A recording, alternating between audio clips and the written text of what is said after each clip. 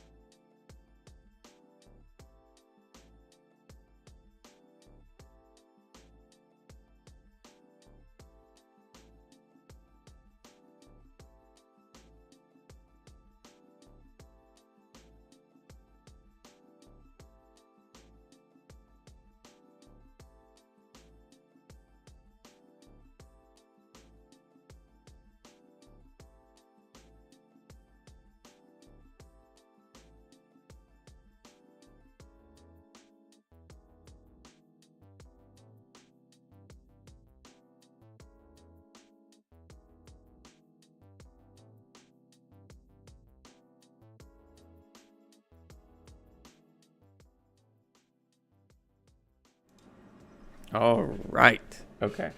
I'm gonna need, if anyone is in chat, I'm gonna need someone to tell me if the music is too loud.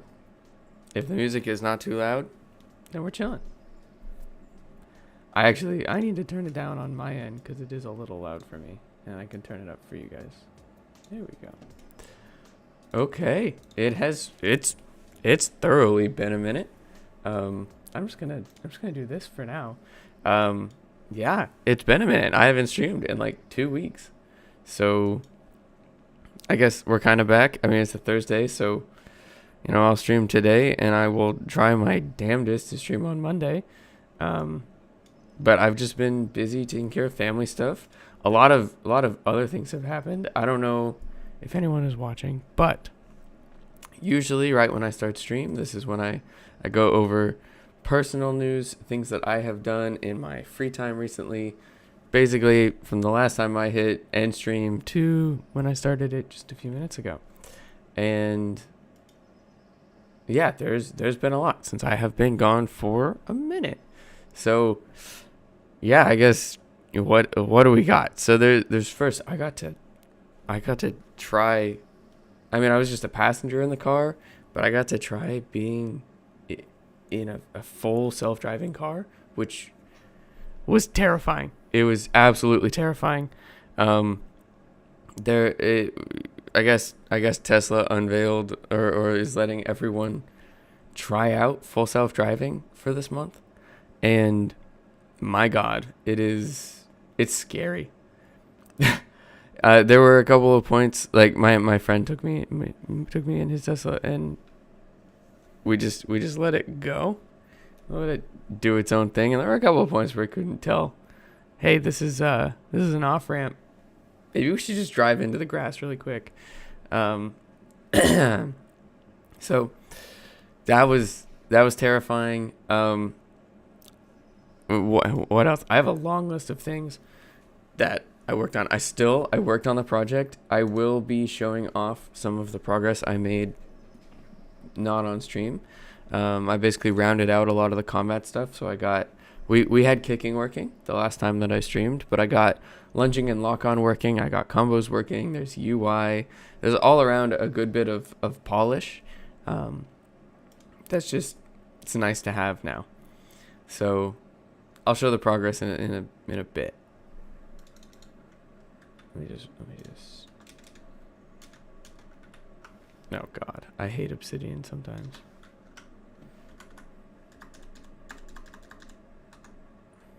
If only you guys could see what I was trying to do. Okay. Other news, other game-related news. Wow, that peaked. I don't know. I don't know why the audio peaked. Maybe I'm too close to the mic. I am wearing headphones now, which is new. Just cause, I guess. Yeah. So other news, I went to edit the video for last week on Friday because I procrastinate until the day before it's due. And usually I edit with Premiere. I went to a college which gave us an Adobe license, and so I've been using Premiere, and it was great. And I opened it on Friday, and I no longer had access. So I really quickly taught myself how to use Final Cut Pro, which is kind of nice, but also at the same time, just another piece of software.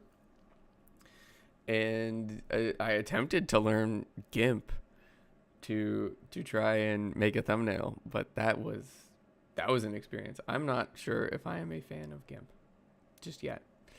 I think I gotta learn some keyboard shortcuts. I think it's kind of, I don't know enough to definitively say this, but I feel like it's like the Vim of the photo editing community. Other news, I'm pretty sure I got shadow banned on TikTok, and actually let me pull this up. View profile. So unless we're getting views again, we've gotten more views. That's cool. So I mean, we were just getting the tester views really up until here, and then you can see that the view counts died. Oh, hold on. No, you can't. Boom. Okay. So we were getting like, the test view counts up until about here. And then I uploaded two shorts. One that involved quote unquote shooting hotties down the bowling alley, and then another one that got re-uploaded, but the original caption was bullying people by kicking them. And I don't think TikTok liked either of those phrases because we're not getting any promotion now. So, oh well. Ultimately, the shorts are still doing good on YouTube, so I don't really, like, if the US was to ban TikTok, I wouldn't really care, just saying. Yeah, I mean, I added background music. That's the only like stream update, is I added background music, and I might actually have a segment for us to do today. I'm an avid Destiny 2 player. I may or may not have a button on my stream deck that launches it, which I'm not going to do right now because that would be cringe. But for anyone who does play Destiny, on Tuesday, a couple of days ago, there was both a big April update, which I have been playing and is pretty fun, as well as an announcement for Final Shape, where they unveiled some subclass stuff, and if I said that I wasn't pogging at it, I would be lying. And I know it's cringe. I know it's really cringe to pog at a video game. It's cringe to pog. It's cringe to pog at a video game, and it's even more cringe to pog at Destiny 2, especially a live stream unveiling content. Like, you know how deep it is when they show off, oh, you know, you have this one thing and you have this other thing. What if you put those two things together? And that's my reaction. So, you know, I might, I haven't been playing games as much as I maybe would want to recently. And so I might actually start playing that on stream a little bit, just to carve out some time to play games, because the stream has been working really well into for getting me to work on the game. It's really good for setting aside a certain amount of time to work on it every day. But I haven't been playing games as much as I want to, and doing game development, I maybe should be playing games, so I might start playing games on stream. I guess last night I actually went to a concert and I saw the Beths, which kicked ass. The Beths are one of like 3 bands that I found a couple of years ago, and they all smack. So if you have not heard of the Beths, or the band Always, spelled with 2 V's, or the band Jockstrap, you should go check all of them out right now. They all are really good. But the one I saw last night is the Beths. And interestingly, you know, I saw them, I live in Santa Cruz, I saw them at the Catalyst. It was loud, but it wasn't loud enough to need earplugs, which was interesting for a rock band. I appreciate it. I'm actually kind of glad that I was able to hear it without earplugs and also not go deaf. So that was cool. They had a big ass fish in the back of the stage, which blew up during the first song, and it was sick. It was really, really cool. I think that was the moment where I was like, okay, this is going to be a good show. And it was a very good show. And then afterwards, I got a carnita pizza, which banged. Yeah, I don't really have too much to say about that other than it banged. And if you get the chance to try a carnita pizza, you should try it. Okay. So that's all of my personal stuff. That's a good 10 minutes. Yeah, I guess what have I done in the past week? 2 weeks on this game. What can I show off? Also, I'm drinking my morning coffee, which is Super Keurig coffee. Okay, so I mean, I guess it wouldn't hurt to just sort of show you guys a couple of things. I'm gonna get this controller out for in a second. But I mean, basically, the first three things that we really got done were kicking, lunging, and combos. So if we log into the training ground, of course, this happens every time I start the computer now, is we have to refresh our default prefabs. There we go.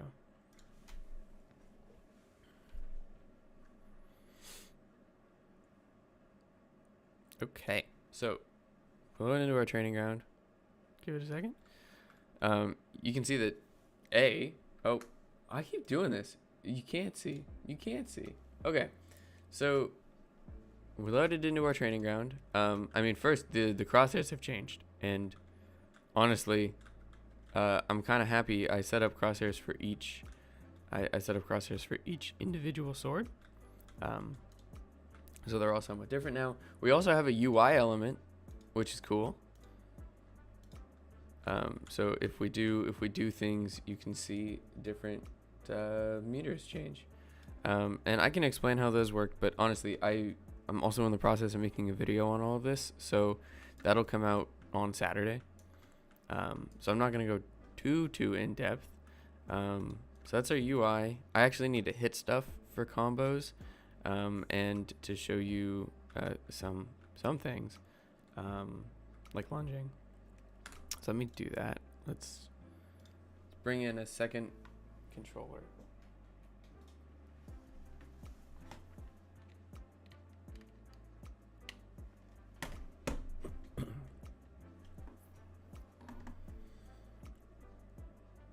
I'm gonna make this full screen just so it doesn't look too bad. the UI specifically is gonna be really shrunk in the corner. Okay, so we have one controller, we have two controllers, and now I'm just gonna make an online game, and then we can go from there. So, I mean, today might be a bug fixing day because honestly I'm really tired of these animations being broken when we have 2 players. But look at that. Look at that. If you have a target, you can lock on to the target, which works, I would say, pretty well. It does not work if we are a client, and that is one of the bugs that we need to fix. And you might be able to tell that the attacks change. You probably can't tell too well because all the animations are a little broken, but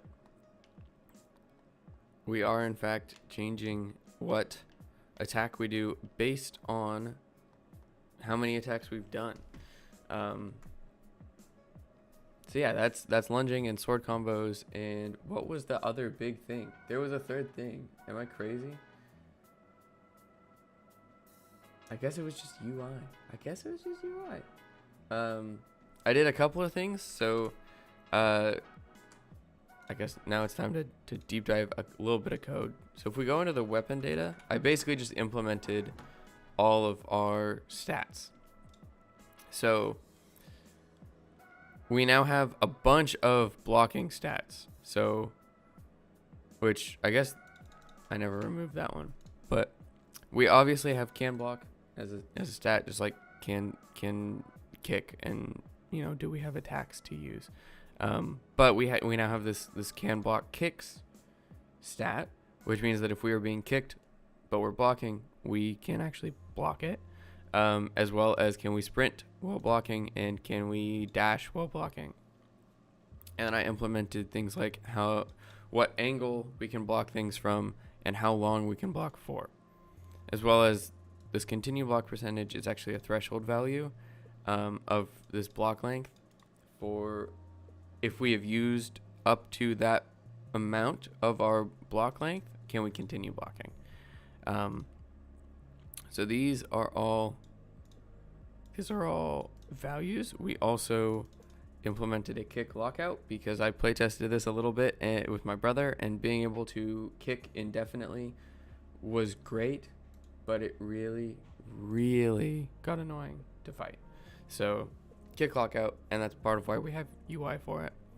And then I guess last is we have our list of attack datas, but we now have a integer list for our combo order, and we have a combo opportunity length. So if you successfully get an attack, then you have this amount of time to swing again, and you'll increase your index in this combo order, which will then repeat over and over again. And that is how combos work. We got to recompile just because we removed a value. But yeah, that's what we've gotten, or that's all I really had time for over the last couple weeks. There is a lot of polish stuff that went on, but it's not really too glamorous to look at, so I don't necessarily need to show it off. Oh, I forgot one personal thing. The YouTube layout changed. I actually installed a script to push it back. So let's see. So this is what mine. Oh, just kidding. It broke again, meaning the script broke. But this is what the new YouTube layout looks like. That's also not even the right video. What? That's not the right video. Okay, we'll go this way. Okay. So, hey, look, there's this. I hate this UI. So I wouldn't call myself a UI designer, but I would call myself a UI appreciator, or snob, or sommelier, or one of those words. And this UI sucks. I mean, this is in theater mode, but even in the default view, this UI sucks. Like, look, that's where the comments are now. We have officially decided that, hey, we're gonna bring back the Android tablet layout for YouTube. And I would say the reason why this sucks is this is supposed to be the focus of the page, is what you're watching, right? But now you have all of these distractions on the side, which I guess used to be on the bottom, and that's fine. And then all of these thumbnails, and thumbnails are designed to get your attention. Thumbnails are designed to get your attention, and we're just putting them next to a video. So this is so great for people who really like paying attention to their videos. And I'm saying this completely ironically, because if I'm trying to watch a video here, unfortunately there's half of these thumbnails which is not pleasing to my eyes, and so I want to scroll down to at least see the full ones, and then suddenly now I'm not even thinking about this video anymore. I'm thinking about whatever the fuck these are. Also, we've moved where the title and the description is, which is great, and just completely makes link in the description below as a phrase obsolete. It feels like they took the mobile layout and put it right here, and then having comments under that, we basically just stuck the home page in the middle of the play page. Like, if I wanted to find a new video to watch, yeah, there's recommendations, and honestly, I'm kind of glad that like one of these top 5 is almost always a tiny channel. But if I wanted to find a new video to watch, I can just go back to the home page and just expose everyone that I watch. So, wow, this is really on brand. We got some game dev stuff, some music stuff. This podcast is great, but I don't know if I'm necessarily the target demographic for it. A lot of Hassan and YouTube stuff. Huh. But yeah, no, I got the UI changes for YouTube, and I hate them. I hate them through and through. They suck. I actually, hold on. I don't know what they look like for the live stream.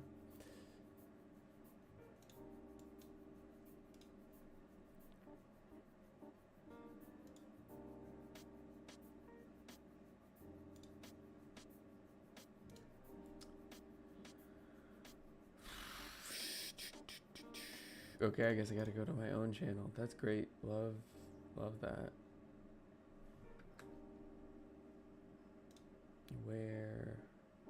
There we go. I feel like this was probably like a Big Bang Theory bit, but like, look, even with the stream, like, yeah, this is great, but like, unless I full screen it, which I personally don't like doing, and maybe that is my fault. Unless I full screen it, I'm forced to encounter these extra thumbnails that I don't really want to deal with.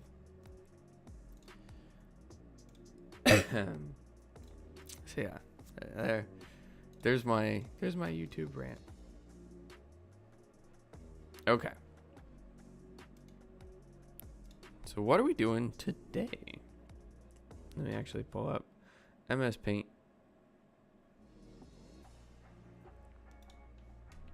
Which opened behind everything. Love that.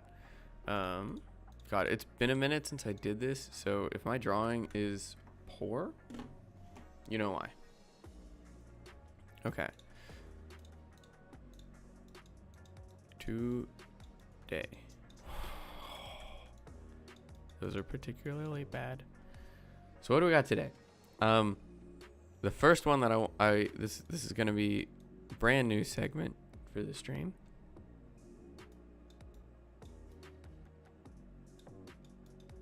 Apparently Unity gives out free assets every week.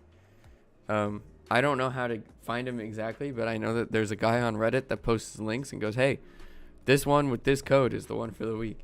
So I want to check out, there was an audio sound pack or audio library last time, and I want to check that out.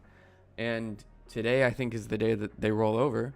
So we might be able to get some new stuff. Just see what they got. Then I want to do some camera FOV stuff.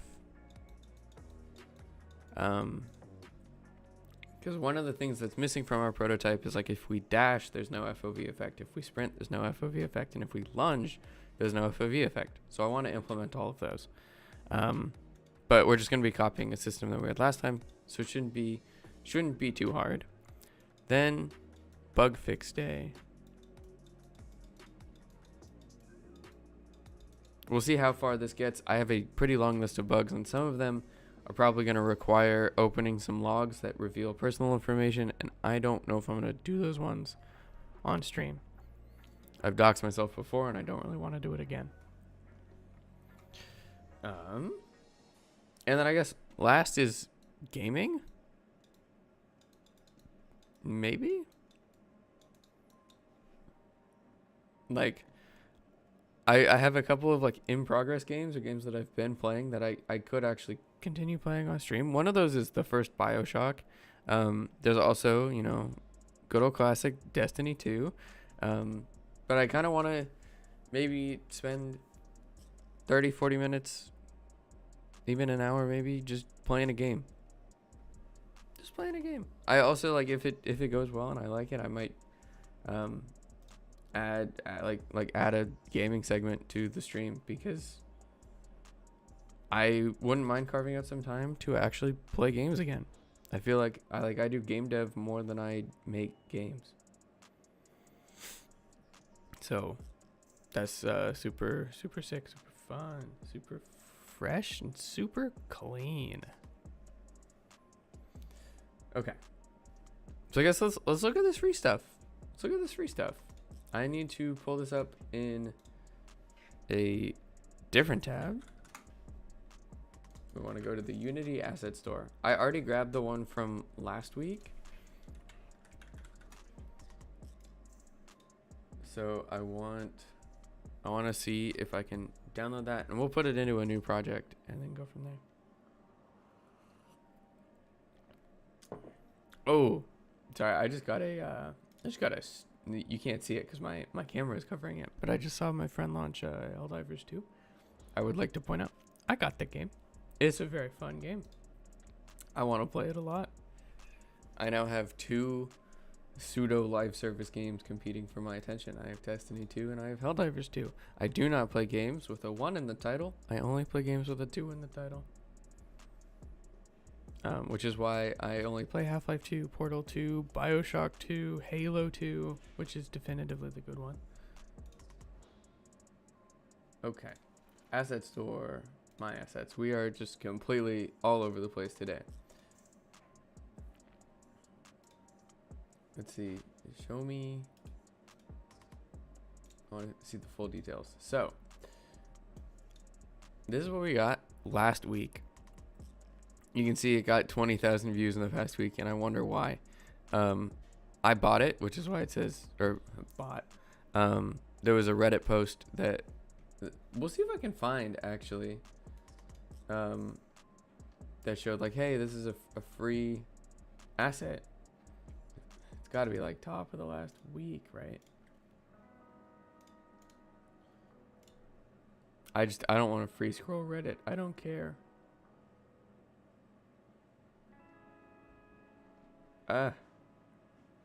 Why is it so loud? Everything is so loud. Just mute, please.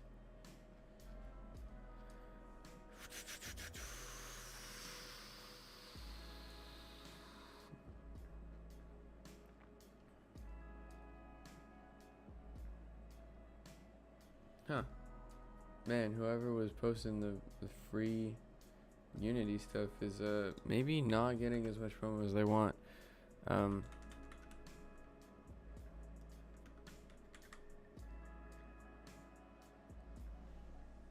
this guy? Yes, okay. I found the Reddit post. So, in this post, hey folks, some of you might know Uni gives out a free paid asset every week. This was a week ago. you could grab this pack, which is here. And yeah, here's the little code. So I don't know if this is going to work anymore. But I didn't know Unity gave out free things. I didn't. And honestly, I'm super okay with it. So, you know, here, there we go. I want to have both chats open. Ooh. Okay. Has this guy posted today? Fireback is out. Free assets tonight. Is this... Did I click? Oh, I didn't click the username. I clicked r/unity. Okay. New posts. Why? Oh, that's pinned. That's pinned. Okay, they have not posted the free stuff. Okay, well, I'm gonna follow them, and then we'll get it in my feed. But for now, we have this. I've heard okay things about this. Yeah, I'm gonna close this out, and we can make a new project, and we can just test it. New project. And this is just gonna be called asset testing.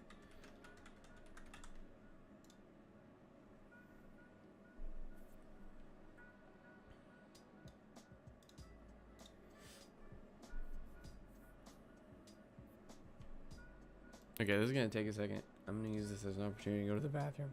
I'll be right back.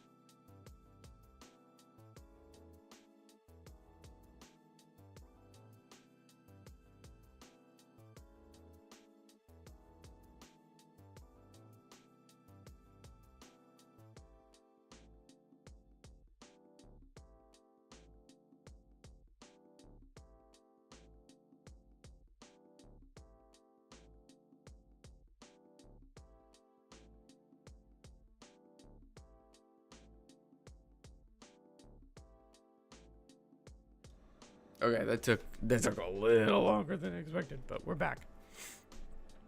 All right, so now let's open this in Unity.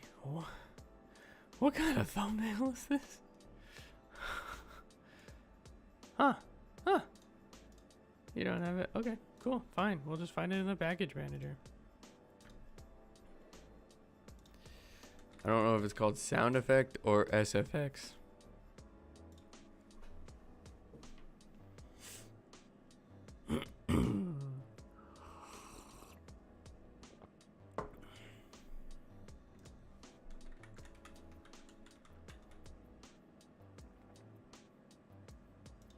Here we go.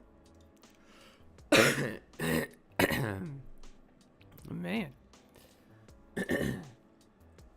You know, having my window open might be part of why I keep waking up with fucking horrible allergies. Okay, so what do we have here? I mean, we gotta import it.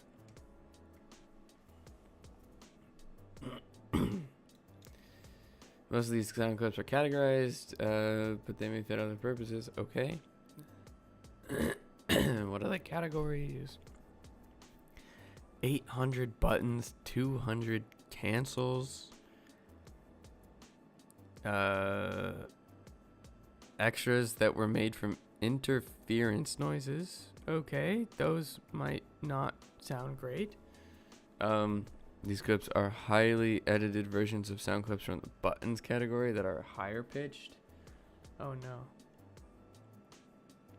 And I can't scroll down because Unity is importing.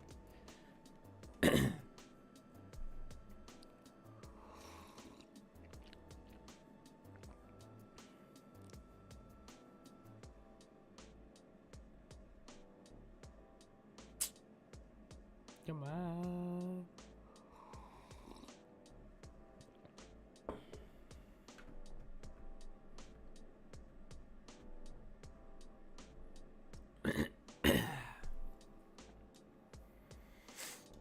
This is just taking a while.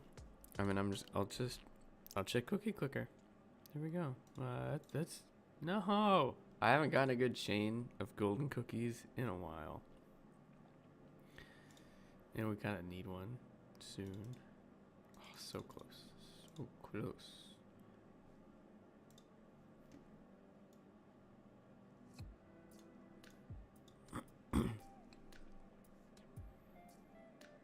This is just gonna take forever. I wish I had like a little tiny game to play on stream. I mean, we could always just watch me duff connections. It's possible.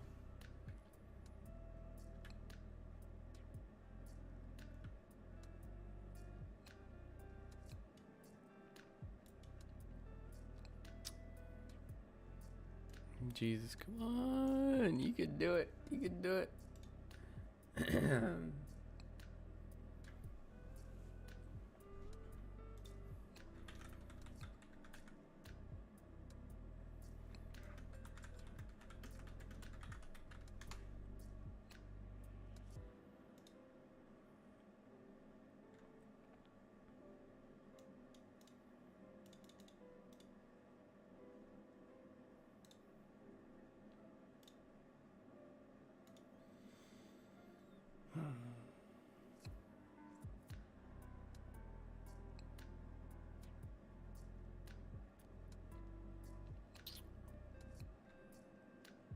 Okay, if this is gonna take this long, we gotta do something. You know what? I'm hitting the button. We're gonna see if the button works, but I'm hitting it. Ugh. If we're gonna already be waiting this amount of time, I might as well load up a silly little game, and we get some stuff, some auxiliary characters. Except I don't know if it's actually gonna load. I don't know if the button works anymore. I mean, we have this little squiggly, but we also have this. So I don't know. We're just gonna open Task Manager and oh hi, it is loading. Every time, you gotta check if Task Manager is. You gotta check if it's there in Task Manager, and then it opens. Every time. Okay. I'll watch the green little bar. Don't worry, I'm not gonna get super sidetracked. We're only gonna be playing this for like 5 minutes. All I want to do is log in on a couple of extra characters, grab some gear, maybe make them look a little better.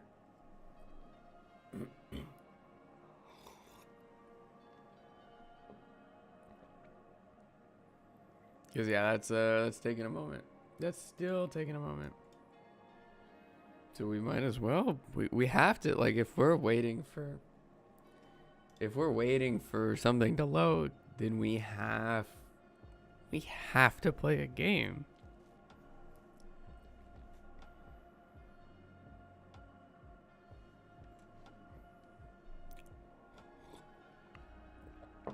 Okay, so the hunter is who I've neglected the most. And it's gonna force me into a mission, isn't it? Skip.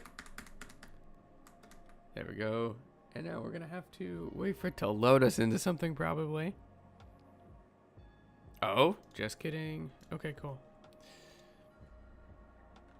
Okay, before I grab any of that, we are going to go to the Hall of Champions, where there is a bunch of free max level gear that we can get. I'm gonna grab all of it.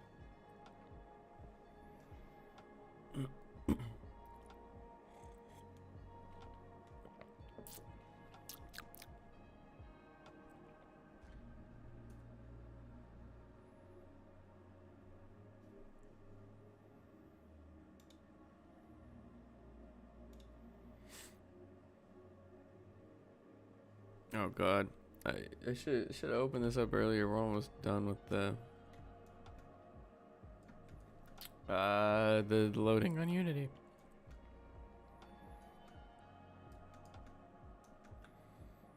Okay, I don't want to talk to Shaq, so I want to go right here. And look at this, we have a Thunderlord chest, which we're just gonna grab all of these from, and they're the highest. They're the highest level of gear. So this is a 67 base, so we're just gonna infuse it.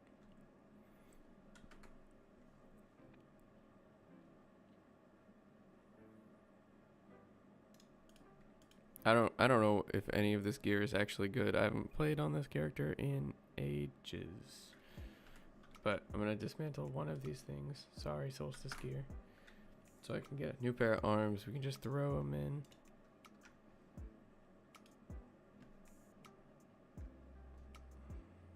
Okay. Deprecated perks. Are any of these good?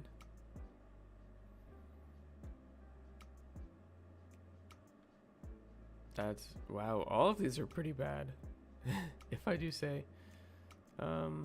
I guess we'll just take something with a high base. So we'll take the 67 and we'll infuse that.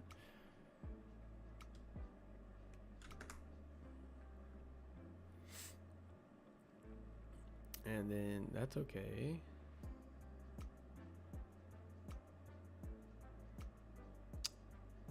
So I guess we'll take these, unless. Oh, that's bad. Those are both bad. We'll take these, and we'll infuse.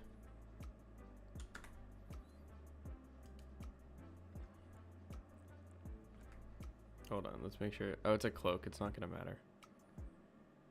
We'll start with it. We'll do this one.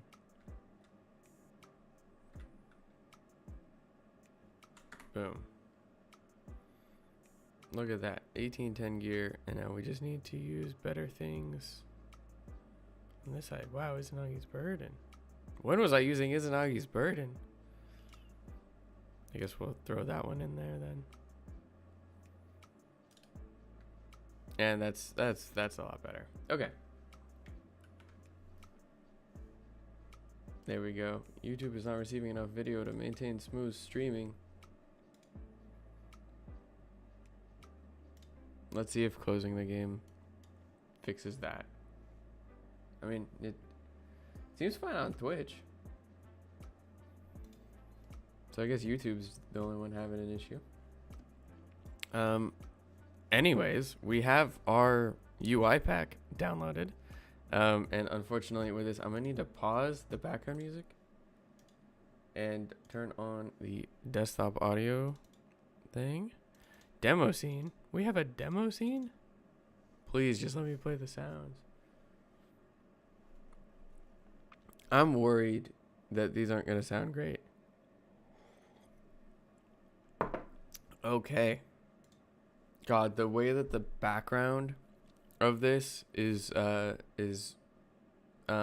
like the lines in the background are hitting the sides of these buttons, it makes them all look curved or like bowed out optically. I don't know if anyone else is able to see that. Okay, let's see. Okay.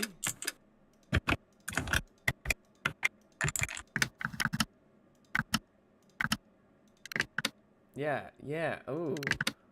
Oh, okay, I'm turning these down. Okay.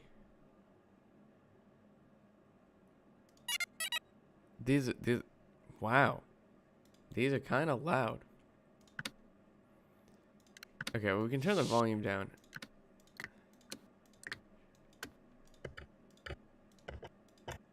So, those I think would sound great for like a button that you press in game, like a button you press in Doom Eternal, with where the Doomslayer's hand actually presses it, not a UI button.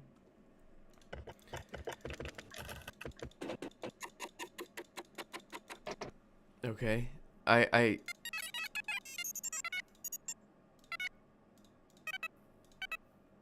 oh, a lot of these hurt.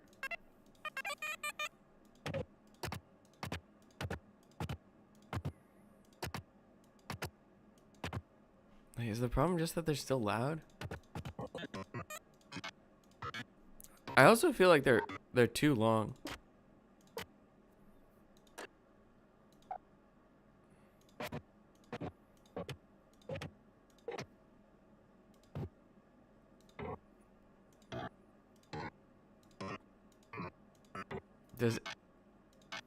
Does any of that actually... Okay. That's the first one. That to me actually felt like a cancel.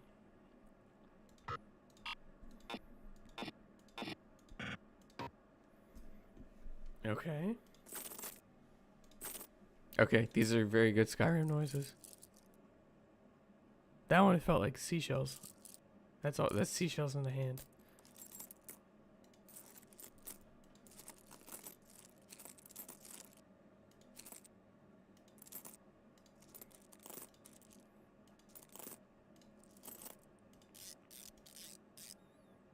Okay. That doesn't sound like a warning.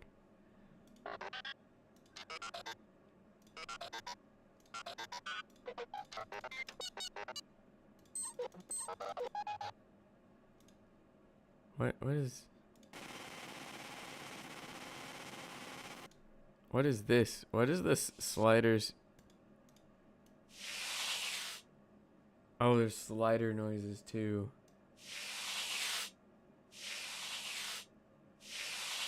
Except, oh, they do actually stop.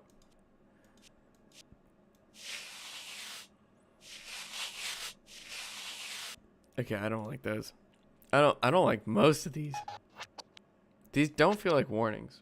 I will say, I'm kind of jumping between them all, but these don't really feel like warnings, I don't think. Also, why are they all like a series of 3 beeps? It's like a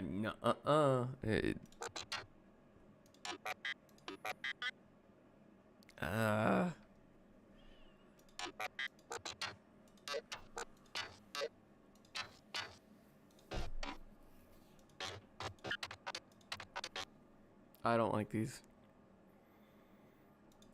At least the purchase ones. They kind of sound like they're supposed to. But the warnings, that it sounds like R2D2 having a stroke. And the brain kind.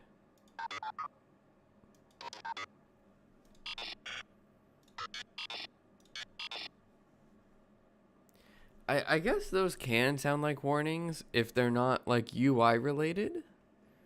If they were like, hey, there's a bomb coming your way in Helldivers, maybe.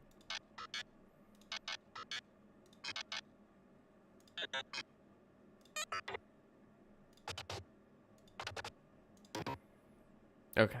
Okay. Is there any other? I want to see what these extras sound like. God, learn how to play the drums.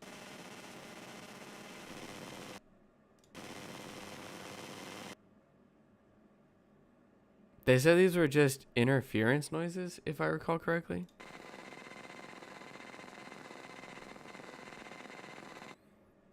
I'm good. I'm good. I don't need to hear any more of those. Those are usually the kind of noises that, like, if I'm playing the guitar or something and that starts coming out of it, something's wrong. Like, you fucked up. Okay. Well, that would have been a cool segment if the sounds were cool. Lovely. Has that guy posted anything yet? Also, are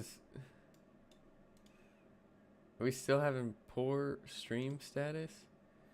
Serious issues that need attention.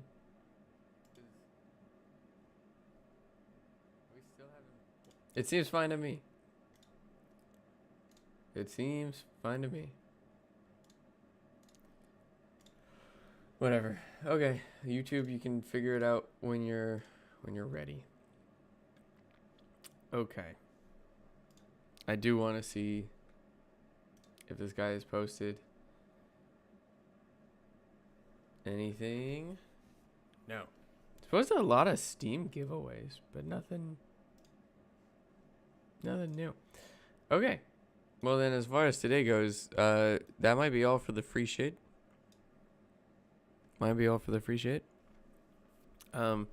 Which means that we can actually... I'm going to turn the background music back on.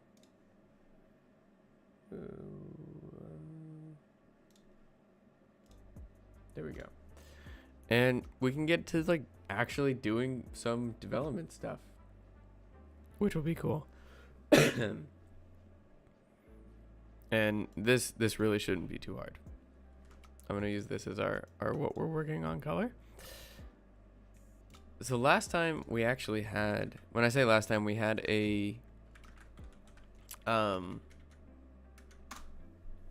in the last prototype, we had a visual camera effects manager, which contained a default FOV and a bunch of Boolean values. So should we do FOV effects as a whole, and then do we do the sprint one? Do we do a dash one, a lunge one? And I think that's all we're going to need this time too. And we would just set our FOV to our default, and then we would add in our additions every single frame. And then this, where is it? These sprint additions or dash additions get controlled by... Wow, we don't need all of these functions doing the same thing. They get controlled by coroutines. So if we dash, then we set a strength and we go to that value and then we go from that value. So basically we just linearly interpolate to and from, or not linear, just interpolate to and from that value. And then we add that addition to our camera. And so it's not going to be too hard for us to set up something similar. In our camera stack, we have a bunch of rendering stuff. So if I just go over here and we create a region for field of view and region.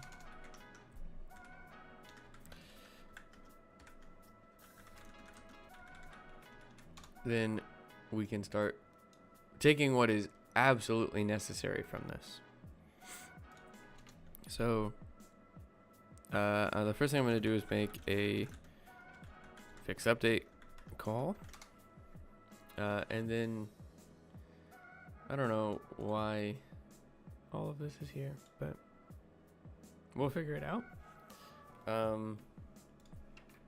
Okay.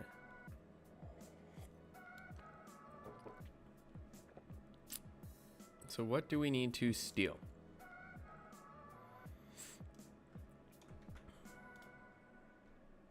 We already pull player settings. That's good. We're gonna need to add some stuff into here.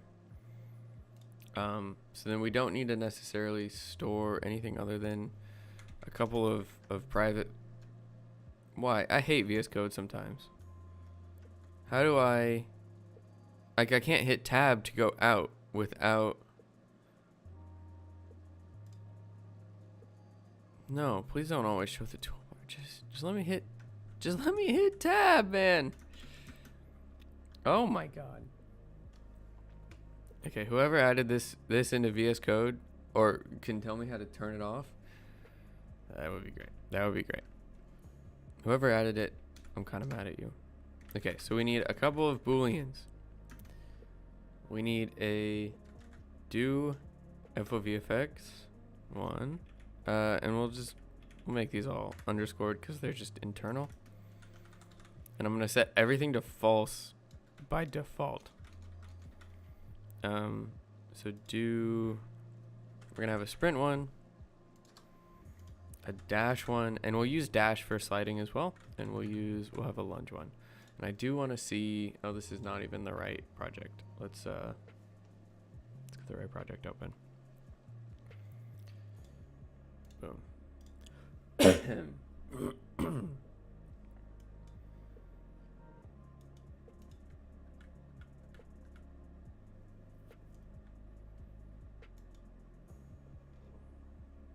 It's gonna take a minute. But I just want to see what in the settings menu there is, because if there is a slide, I'm gonna add one for slide.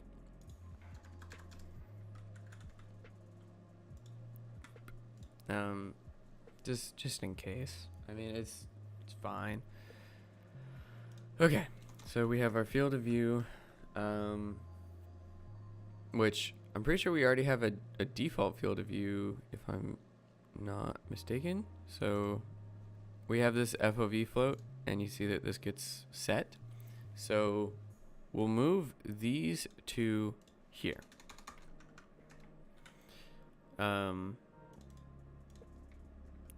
And then here, we're going to actually just yoink that value and make another internal value just called underscore FOV, which will be 90, and then we'll just steal that.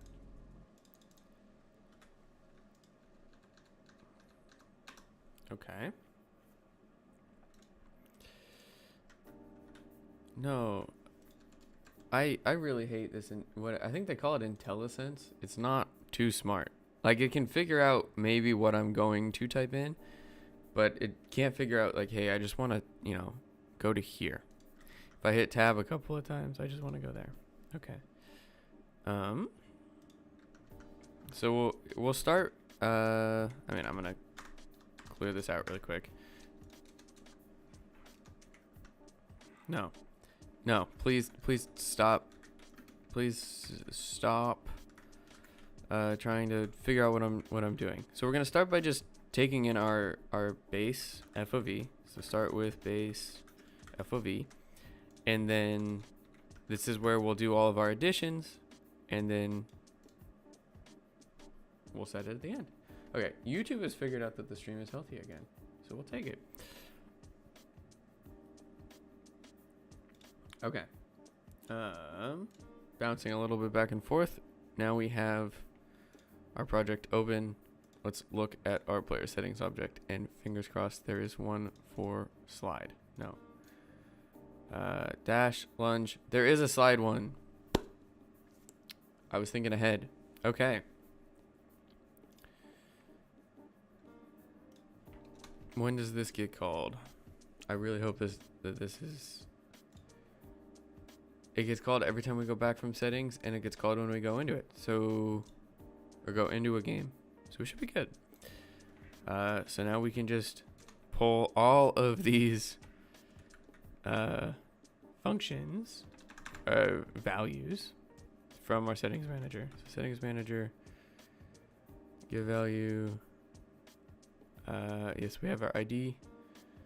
And then we're just gonna set if it's equal to, I think it's on. Yeah, they're all gonna be on or off. So what do we want to copy? So we have FOV effects,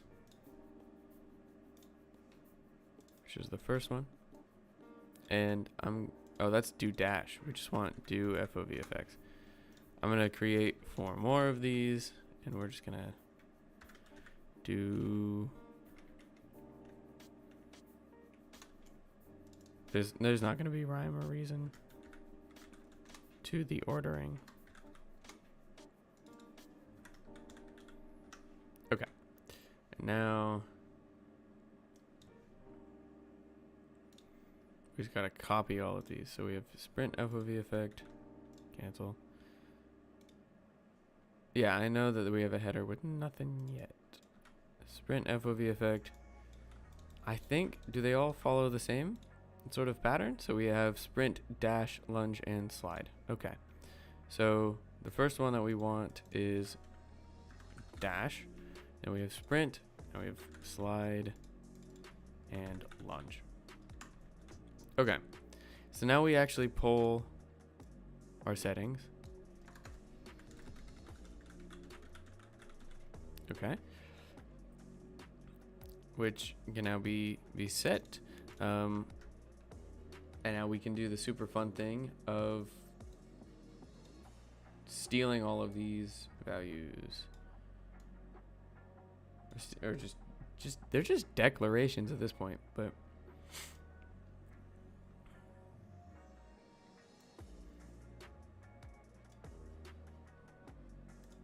okay. So we'll start by just taking these.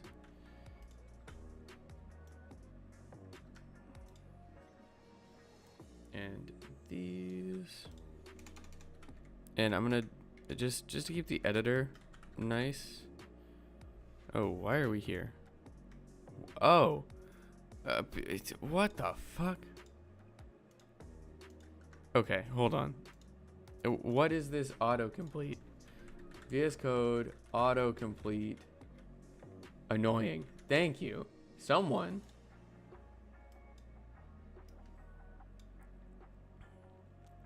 Snippet suggestions. Okay. Settings. Snippet. Oh, why are there no... Where are our settings? Huh? Hi, VS Code. What?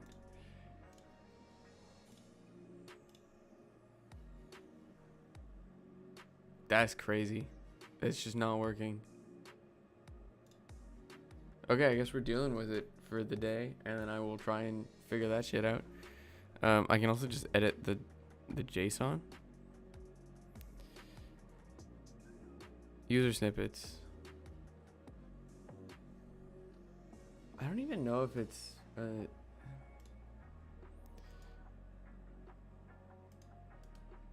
preferences, settings. Okay, that one worked. Snippet.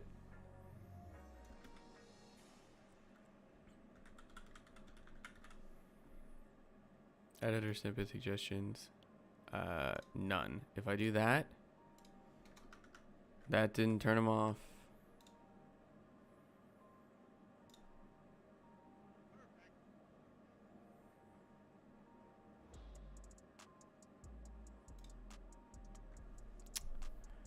Show snippets.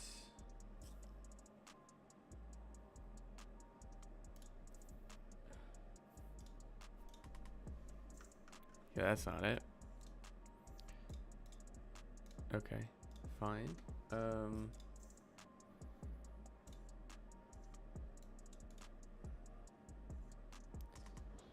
Okay, so in settings, look for inlines, was it?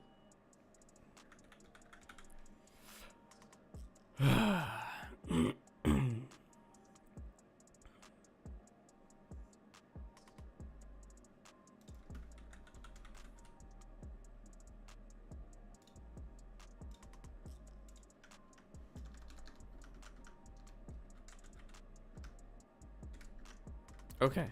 That might actually, if I type the word private.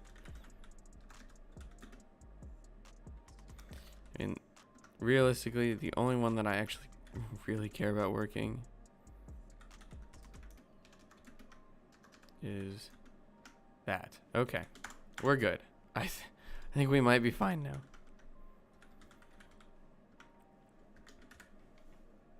Okay. So just to keep everything sort of separate, I'm going to be adding these little space tags, but that's just for the editor.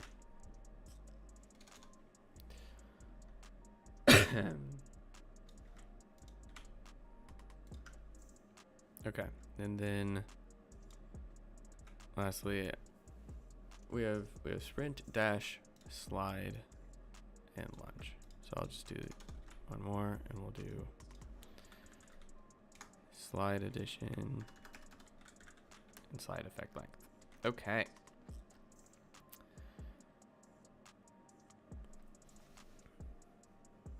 How are we calculating this is sprinting? Because we get all of the values now. We don't actually need to handle anything other than our actual FOV values now. I'm gonna change this to an update call, just because it's gonna need to run every frame, and it's probably better for it to run every frame than every physics tick, even though it should be fine. There's gonna be a smooth amount of motion regardless, but it'll look slightly better with this. Okay.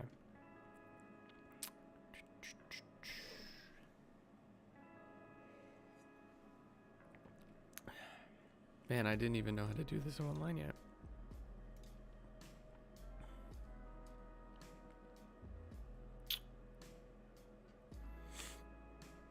Okay. Do we have a reference to our player? We do. So, how do we want to do this? I mean, I guess which one do I want to do first? And I think the first one I want to just get out of the way is sprinting. So we don't need to check all of this stuff anymore. We have a reference to our player exactly, and we have our settings, which can change. But we can do if player pawn dot is sprinting to that way we don't need to keep track of this. And I'm just gonna copy and paste what we got here. We don't need our we have our default FOV. So if our sprint addition is less than our 1/20th of our FOV, then we're going to add it, and we're going to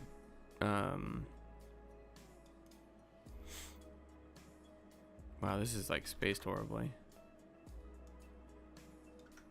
Okay, so if we are sprinting and we are not at our max FOV for sprinting, then we're going to add to it. Otherwise, we're just going to keep it at a set value.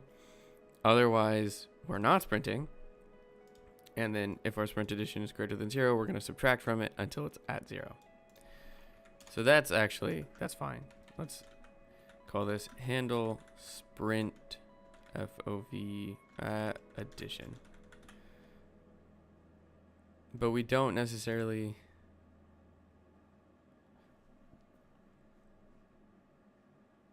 We have what this is going to be right here. So I don't know why we're necessarily storing it here.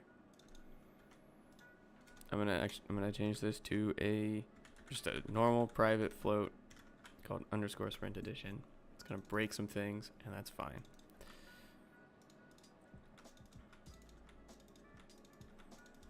Okay. Boom. So now we handle the sprint one, and now we want to... Oh, that's so funny that the sprint FOV effect was being handled. So It's got to be handled somewhere. Oh, it's there. It is after. I thought that the sprint effect was being handled before we checked if we're even doing the effects. So that's cool.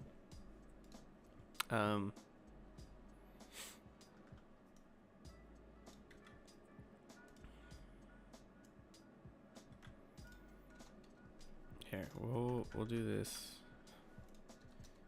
in such a way.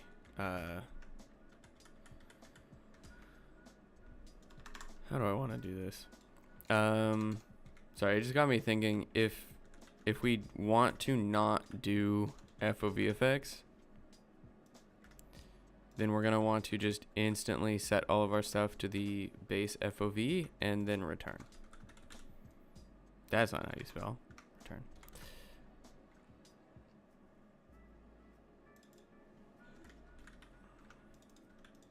Yeah. If do FOV effects is turned off, don't do them. Simple. Otherwise, do FOV effects.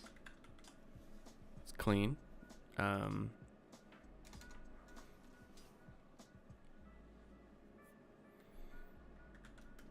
then now we can do if underscore do sprint FOV effect, then FOV plus equal sprint addition. I really don't know why we were doing it this way. I think this is just, I figured out what a ternary operator was, and I was like, we're going to use them now. Because ultimately, like, this is so much more code within this. But it does the same thing, because this is a condition. So if, like, this is for dashing, and this is for sprinting, but it's pretty much the same. We just, if we're doing the dash, then we set our FOV to the FOV plus the dash addition. Otherwise, we just keep it the same. So we can just do, if we're doing the thing, add this. Otherwise, this is the same as that. So, makes sense?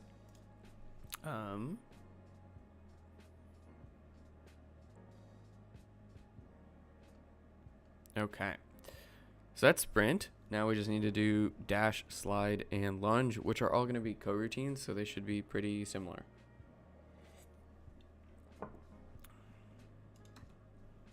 So we can actually just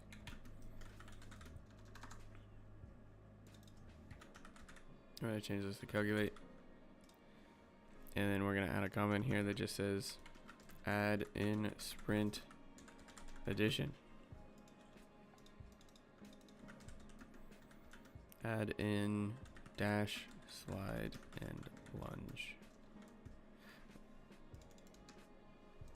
These are just all going to be the additions, so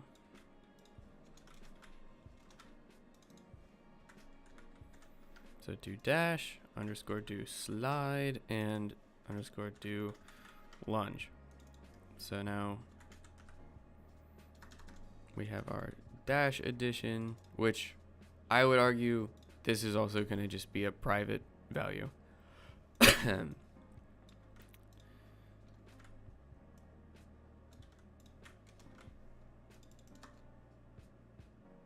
Yeah, these are all going to end up just being private values. Because they're going to get calculated at runtime. Like the way that the dash effect works is we take a length and we calculate a strength. So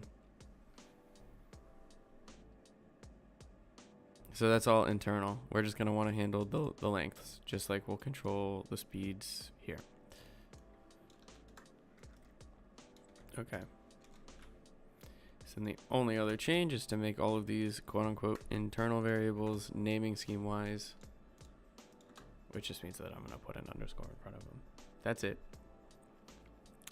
Okay. Underscore dash addition, underscore slide addition, and underscore lunge addition. Yeah, so we'll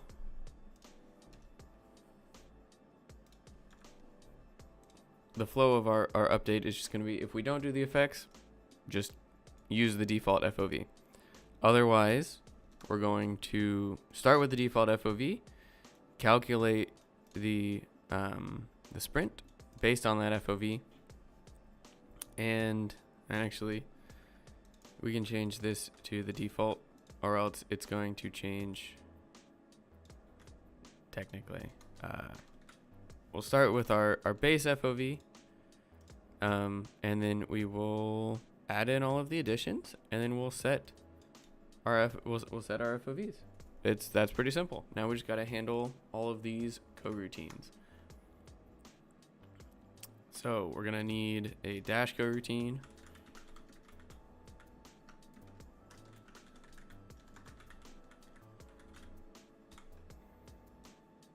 And a slide coroutine and a lunge coroutine.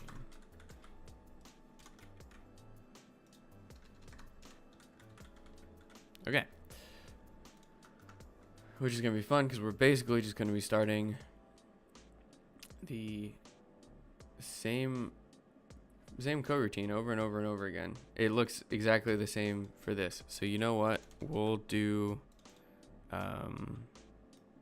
we'll make a generic. So we'll just call this a burst FOV effect. And how do we want to handle this?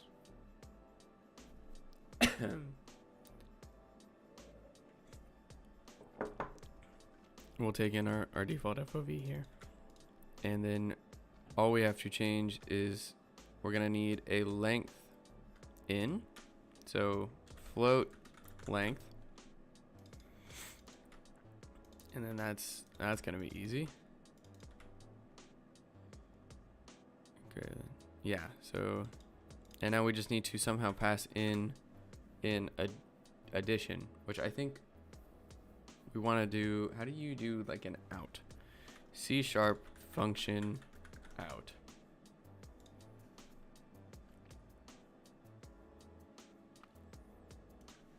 Out float addition.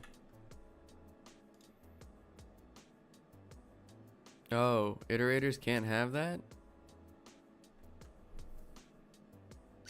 Huh.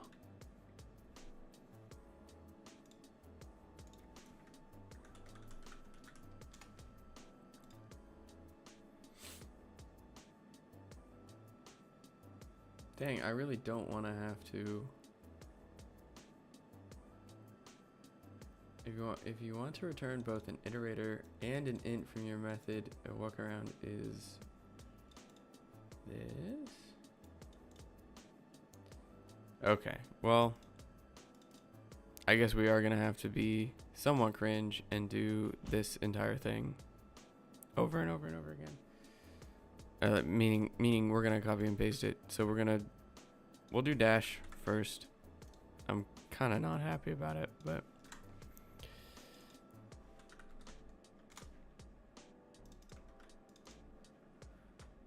Dash effect length.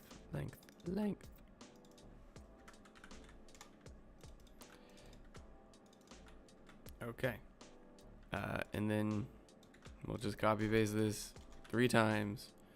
One for slide, in which slide effect length is gonna have to take all of these and underscore slide addition is gonna have to take the rest of these. Okay. Boom. Boom. Lunge. FOV. Effect.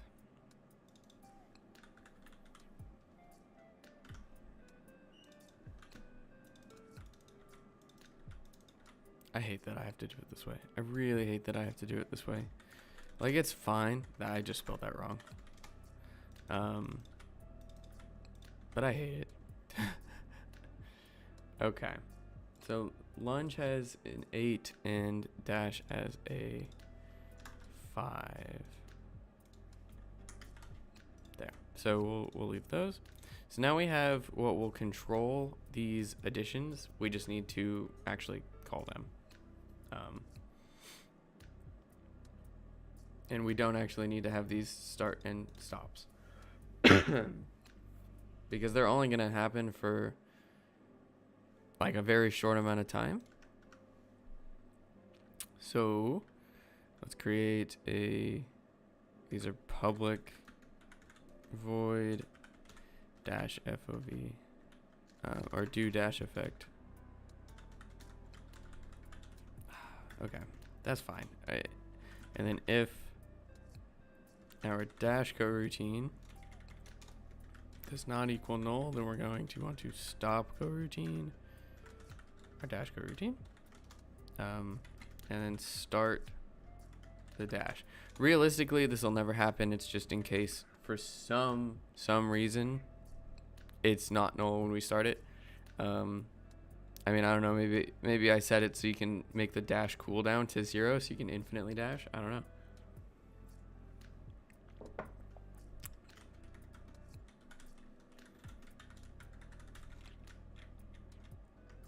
I don't know. Also, I don't know why that has an underscore.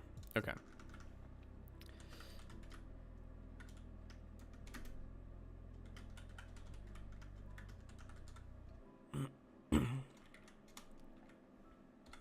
And that's our call. Okay. And unfortunately, we gotta do this exact same thing where we just copy paste it 2 extra times for do slide and do lunge, in which that one has to be, we just have to change all of these references for those 2. Okay. Easy. Now we have a design decision because we need to call these 3 functions because these will start what actually modify our FOV effect. And we have a few ways we can do that. We can either, since we have a reference to our player, we can just continually pull this and see are we dashing, sliding, or lunging, which is something that we can do. And then just compare that against a previous value, or we can send signals like we did last time, where something would call this start effect. So in our start dashing, we used to call this specifically. I don't necessarily want to do this because that means that if we update the player pawn component, like if we were to lunge, then we would now have to add a call to start the lunge. And so I think what I'm going to do is just create effectively listeners for when we should start these. Basically just being like private bool previous dashing equals false. And then we can just go into our update, and then if we're going to be doing our FOV effects, then we want to check if we want to check movement properties. So if player pawn dot is dashing does not equal previous dashing, then we're going to want to save the value and start dash if just started to dash. So here we'll just do previous dash equals we already have it here, and then if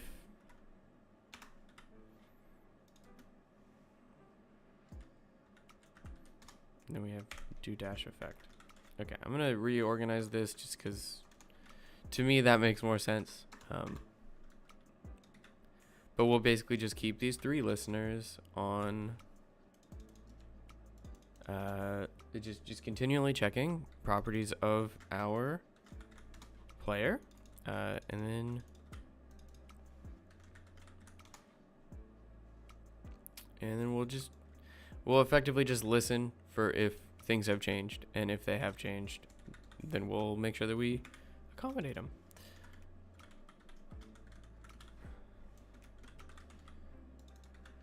Okay.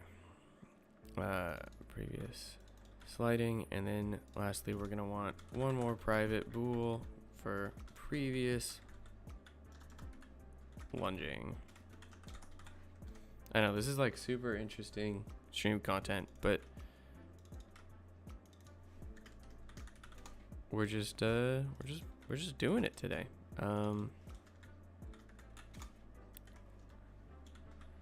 lunge effect. Okay. And now, super fun time. We get to set these values in the editor and then see if they work. Which is, ultimately, we wrote this entire component without checking if it was going to work. Yeah, that might end up being an L. We'll find out. Okay, I finally just looked at chat. I have not committed to any specific art style yet. I mean, this is inspired by Halo Reach. So if I was going to do, like I think the original plan was a sort of like sci-fi medieval aesthetic, because it's all surrounding swords and it was inspired by sci-fi games. And going to the store, do I want anything? I would love an entire case of Red Bull. Like a lot of it, please.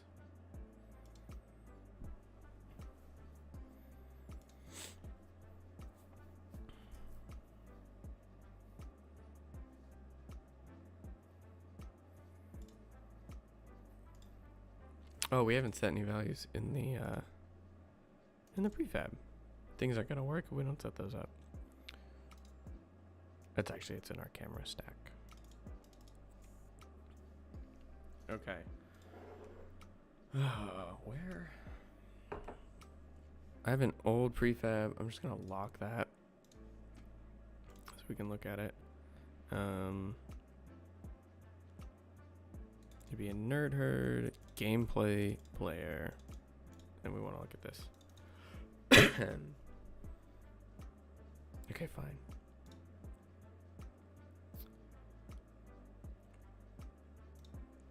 I don't know what has the component to control all of this. That's the camera shake component.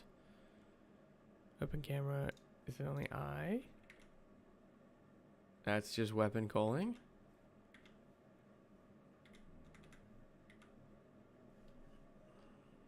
Did I really put it here? Yes, I did. Okay. This is a little hack where I just copy this and I move it. You're gonna grab some milk, be back in 8 years. Put a 1 in front of that 8 and you're good. And yes, the code is looking very codey today. It is it's looking like it's programming. I think. I don't know what the fuck that means.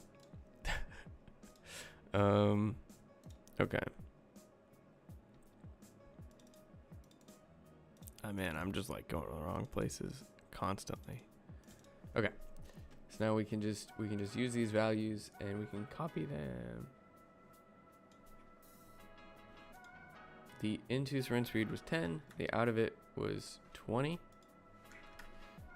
The dash effect length was 0.4, the lunge effect length was 0.2, and it's stronger, so that kind of makes sense. And so now let's see if we can write an entire system, and it'll just work. It'd be really cool. Okay, so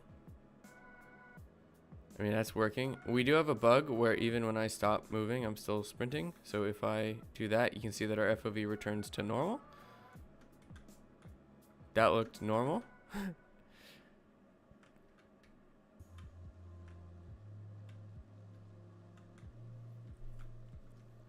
I think the only thing that I might want to change is how the FOVs are sort of smoothed, because like that looks fine, but the slide one looks a little off, where it looks like maybe we're going too fast. Okay. And I can't test lunging. You know what, really quick, before we get into tweaking what the values are, I'm gonna actually test and see if this works, A, with split screen and lunging, and then B, So does the what? And let me finish one thought. Okay, so the FOV effects work there, and now I'm gonna turn all of them off.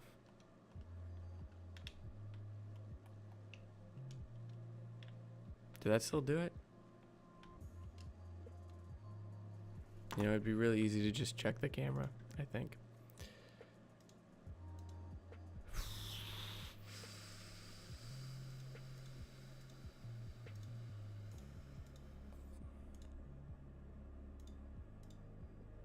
Where did I put the camera stack? Huh? We can just...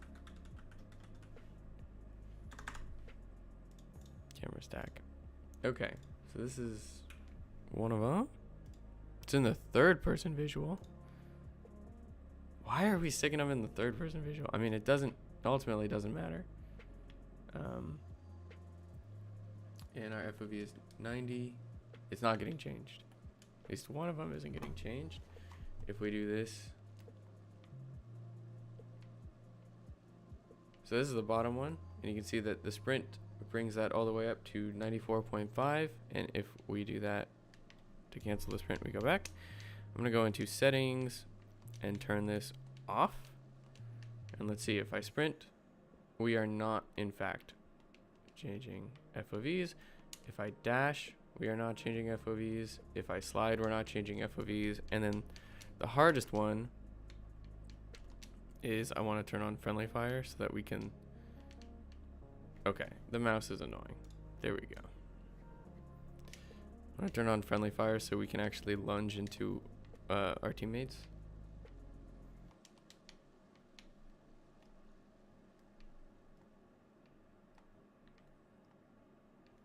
Okay. Settings.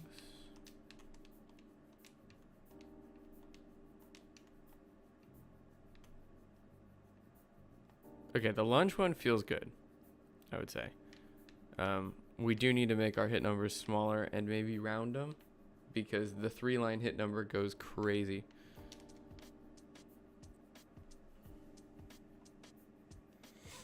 Okay, so we can turn these off and on. I want to see if we can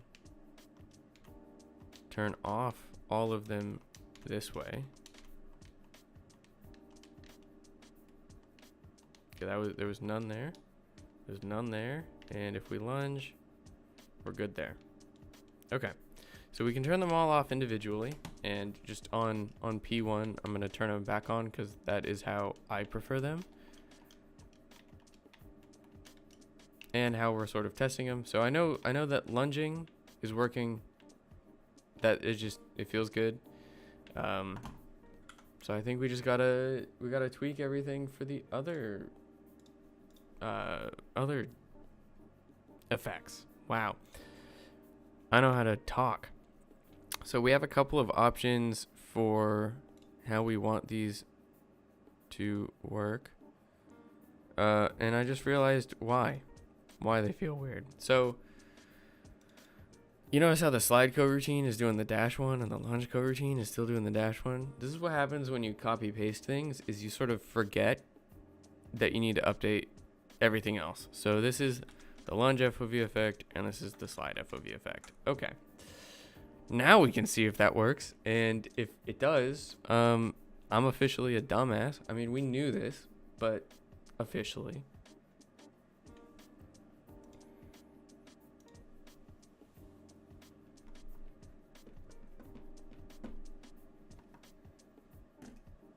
Okay.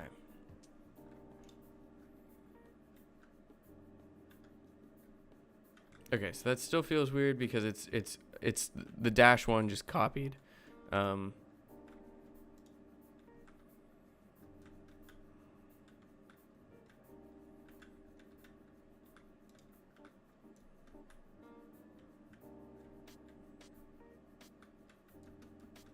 Okay.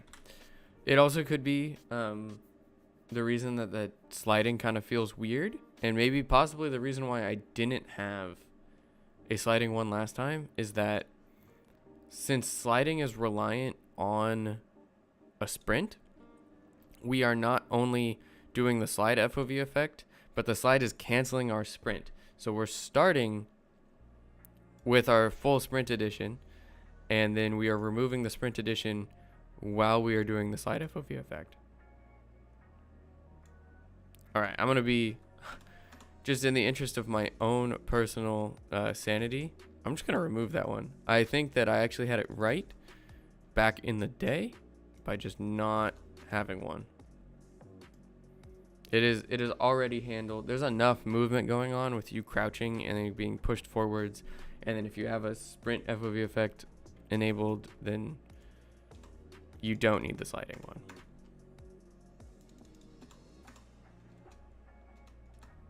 Okay, does that break the settings call? Yeah. All right. So we're going to remove that one entirely, and we get to go remove something from settings, which will make it slightly less daunting to go and edit those things.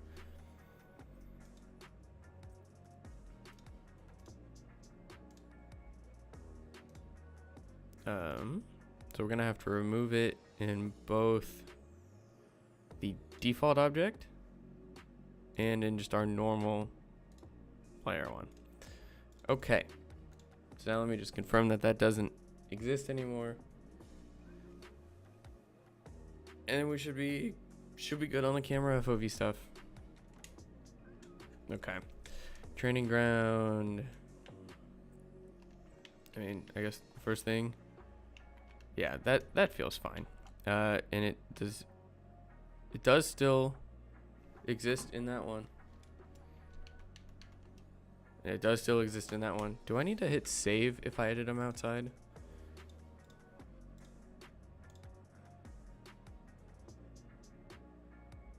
Sprint dash. What did I remove? I know I removed something. That's crazy. Okay, well, I'm just gonna remove that. I'm worried that I deleted the wrong thing. Field of view, FOV effects, sprint FOV effect. Did I remove the sprint one? I think that might have been it. So we can get rid of that and then hit save. I hope I didn't just, actually I can clip it and see what I removed. And then we gotta hit save. As long as there's still a sprint one, I mean, there's nothing else in accessibility other than FOV settings at the moment. So if we go here, we have FOV, FOV effects, and R3. And so, how is it? There we go. That's how we access the extra settings. You have to add another controller. Cool. Cool. I think that means that we're good on the camera FOV stuff, which is a segment of the stream done. We have our settings toggles. We aggregate them, and it's just working. So now it's just bug fix day, which is going to be glorious.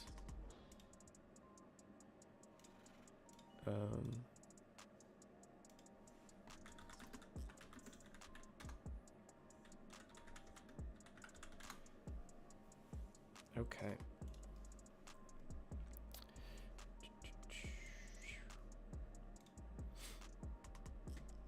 Okay.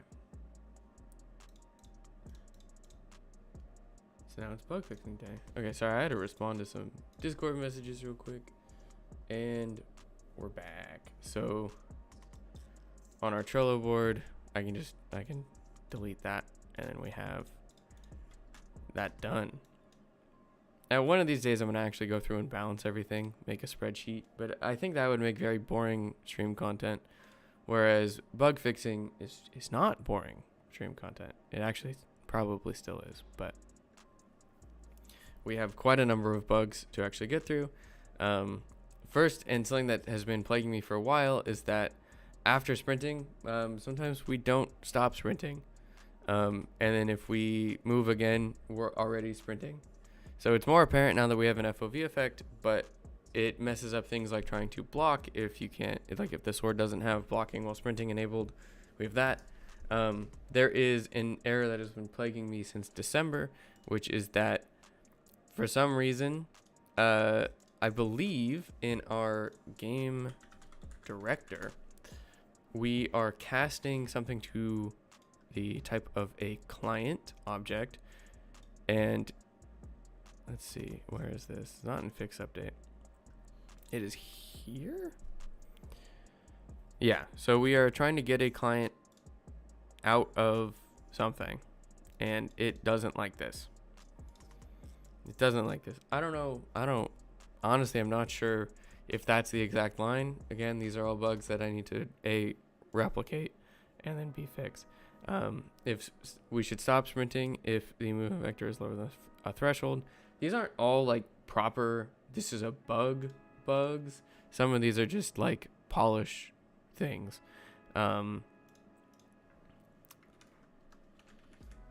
Yeah, like this is a polish thing.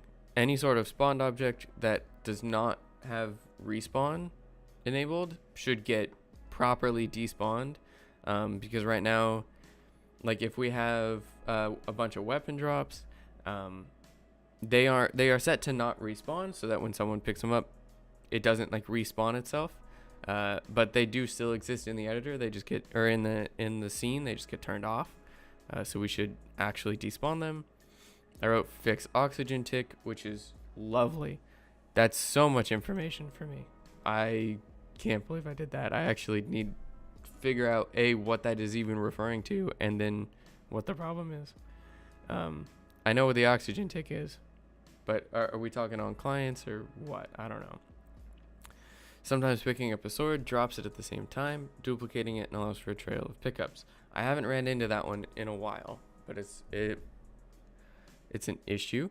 I'm going to move this one up. Health regen only works if you're on the server, or if you are the server, and that is not intended. Apparently Helldivers had something like that where passive like damage over time effects only worked if you were the host, which is crazy. Sometimes picking, we have that one already. Death camera needs to be active, or needs to activate third-person models and deactivate first-person models before rendering. Okay, that one we actually can work on today. I'm just gonna use this checked one as we're gonna do these ones, like whatever's before that checked one, we're doing that. Whatever's after, I might table. Split screen first person and third person animations don't like to work. This is true. And I don't have any I don't have any information on that. Sometimes the death camera does not get deactivated. The characters can still be controlled and the UI still exists, but the death camera is active and rendered over it all, which is apparently only happening on the host. Sometimes can't swim, leave the water. I ran into this when demoing it for someone, or for one of my friends, and I haven't ran into this issue since. So it'll be fun. This will be another one with the fix oxygen tick. That's just going to be an interesting time figuring out what it meant.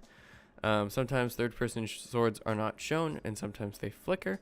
I actually have a timestamp because we streamed on the 27th, and I have a timestamp for where in that stream we can look at the issue. Great. This is what I should do more of. I need to try kicking people into a flying, swimming, anti-gravity zones, and into a planet. I want to try all of these. That might be a fun thing to just do. The block timer continues to tick down even after animations return to idle. That one we can do pretty easily. Sometimes picking I keep reading that one again. God damn it. Don't show dash bar if the weapon cannot dash. That's easy. We can do that one today. Starting health is not working properly. I'm going to move this to the top of the not doing today list, but it needs to happen at some point soon. Man cannons need to work on clients. Lunging needs to work on clients. These are both breaking in the exact same way because they rely on getting information from a component, and that component gets saved to the player pawn, but it only gets saved on one instance. Whoever actually is being, who is controlling that player is where it gets saved. And so when you're on the server, it works fine because the server is the instance that is both validating and holds that reference. But if you're on the client, the server tries to validate a reference it does not have. So these two are going to be really, really fun. I'm probably going to tackle these when we handle client-side prediction some point soon. It's just that after a bug fixing day, I kind of want to build in some game modes. So that's probably going to be content for the next couple of weeks. Block signal should decrease timer by a percentage. Yes. Okay, so if we are blocking and someone attacks us while we're blocking, then we should remove a certain percentage of a block. And this is like Super Smash Bros. Block. Or shield. What's it called? It's a bubble. You can only be down on the ground. Yada yada yada. Shields cannot be held indefinitely. We already do this. They shrink and as time passes and break if held too long. Popping these are up and knocking them down for stunning them. Okay.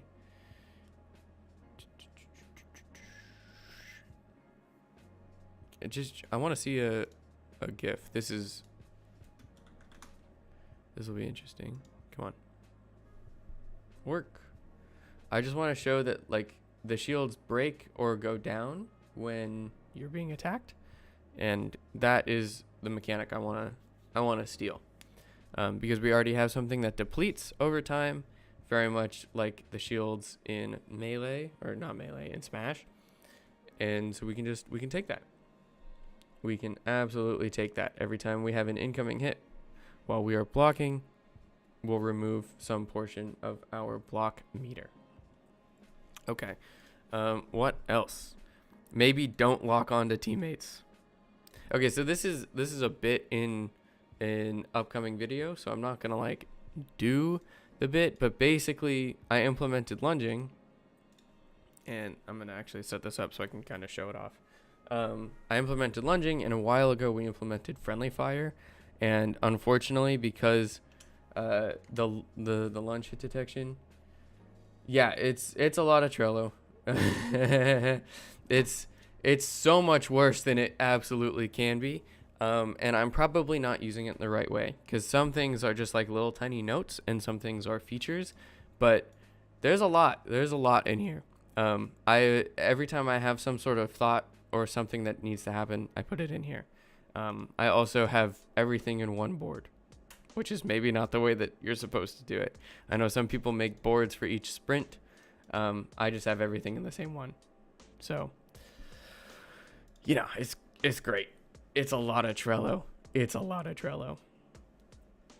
But yeah, getting back to this thing about lunge lock on, if I create a lobby, let me make an online lobby. God, I hate the mouse. I hate when I'm trying to use a keyboard. It's on a mouse. So if I never actually turned on friendly fire, but if I turn on friendly fire, boom, we are on the same team, and your attacks can lock on to your teammates. So this might not be great if, say, because right now it just locks on to the closest player, and if you if your teammate is closer, you'll just attack your teammate, which isn't too great. Okay, I'm reading Twitch chat. What am I making? This is a multiplayer first-person sword combat game that is heavily inspired by a custom game from Halo Reach. The custom game was called Castle Wars, and so I sort of just stole that title for now. I'll come up with some sort of better one later.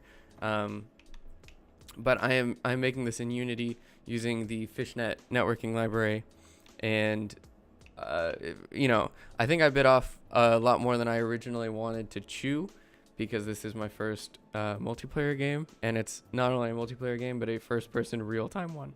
So this will be fun. You have a question. How do I go about managing my time more efficiently? Should I use a software like Trello or Excel spreadsheets? I have like 7 weeks to finish a proof of concept. I'm not good at time management, so take this take all of this advice with an extreme grain of salt. But I have Trello for a few things. I have it for projects. And I would recommend using something to sort of manage the progress of your project. But more importantly, I would say make a design document and fully figure out what the scope of this project is going to be before you even start. That way you know where it's going to end. I know I am very, I'm not very good at figuring out scope of things, and so usually when adding in a feature, I'll have like 3 or 4 ideas that can build off of that feature, and then suddenly I want to add them all into the game. And so adding what should only take like 2 hours takes like 3 days. I would recommend trying to do that as little as possible. But you can really use whatever sort of time management or tracking software that you like. 7 weeks to finish a proof of concept is, I think, plenty of time, depending on what you're making and what your skill level is. I originally, like, I think that this is enough of a proof of concept for the game. I mean, the animations don't work, but that's a different problem. This is enough of a proof of concept that, like, I know that I actually kind of want to make this into a full game. I originally thought it was only going to take me like 3 months to finish it. I set that original deadline at January 31st, and we are well into April, and I don't even have a game mode going. But from what I have play tested, it's fun enough that I want to turn it into something. You have GDD, but it's really hard to not let myself get overscoped.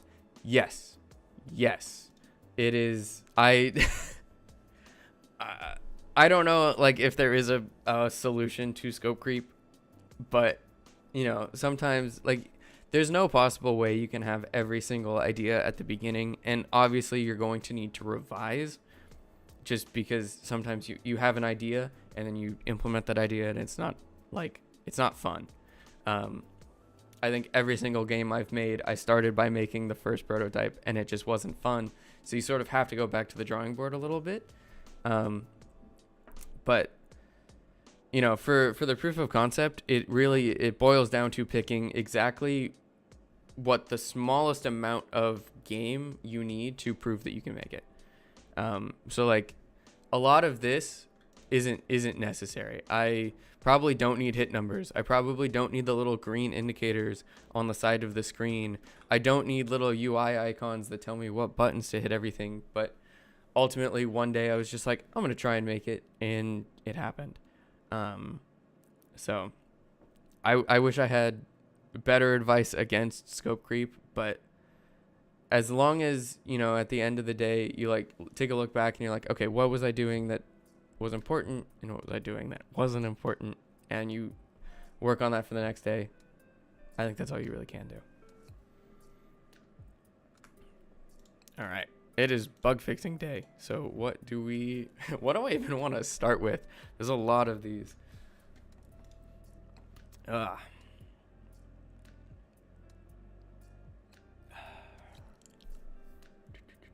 Okay, I guess we can start by trying to kick people into different mediums.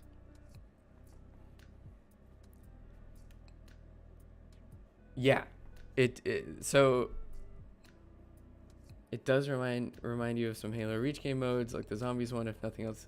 Yeah, so it's not a zombies game mode that I'm replicating. It really, like, it's gonna sound really stupid, but effectively the game mode was we just had a bridge with buildings on each side, and it was capture the flag. So, like, we had the I clicked red. We had the red team over here, and we had the blue team over there. I can draw, I swear. And it was just a bridge in the Forge world, and your goal was to go to the other side and steal the flag. And there were the only sandbox things available were swords and vehicles. Yeah, I think they added it into Halo 5 as like an actual game mode. So obviously this isn't going to be an exact clone, because there's really, I mean, in Halo Reach you only had the energy sword and maybe the gravity hammer as melee weapons, and I think in Halo 5 they added, what was it called, the Hydra? Hydra might not be a... That might be like a rocket launcher type of thing. Maybe it was like the Bane or something. I haven't played Halo 5 in like 4 years. But ultimately, what I want to do is take that like core experience of this and add a couple different sword options to maybe build a little more of a sandbox and then make the maps crazier. So I already made a little demo map that is a planet where there's a base on one side of the planet and a base on the other side, and you have to run around, which I think is really cool. I have a map where there's like a room and you fight on one side, and then every like 30 seconds the gravity swaps and you are now fighting on this side. So that's sort of what I'm playing around with. I spent a good like 2 months making the movement sandbox, and it's still not perfect. So hopefully we get there. But today's just a bug fixing day. I've been sort of away from my stream and away from this game project for a couple of weeks. I've been doing some personal stuff. So we're just getting back into the motions of things. Okay. What do I want to start with? I think it was kicking people into different mediums. No, that one doesn't matter.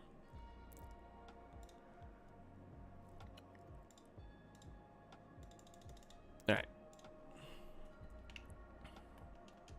So the first one I want to test is flying, and a lot of these work just by like a lot of the movement things work just by being inside or out of certain regions.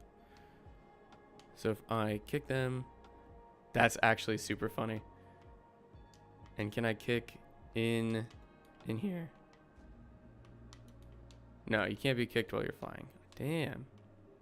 But you can dash? Huh. Actually, I wanna look into that.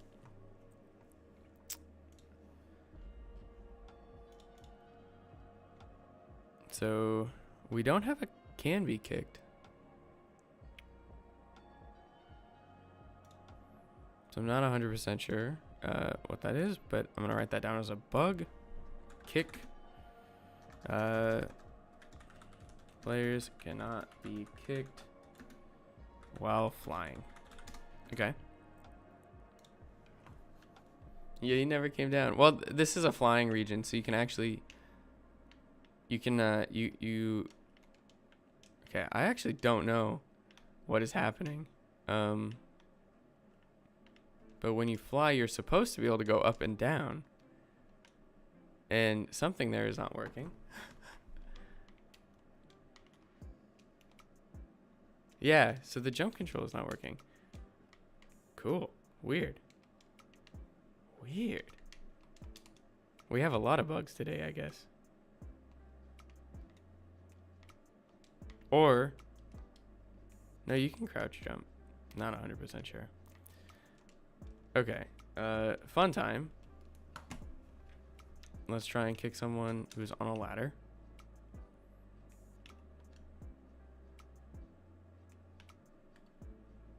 Okay, so you can kick people off of ladders. Kinda. That one works. Okay.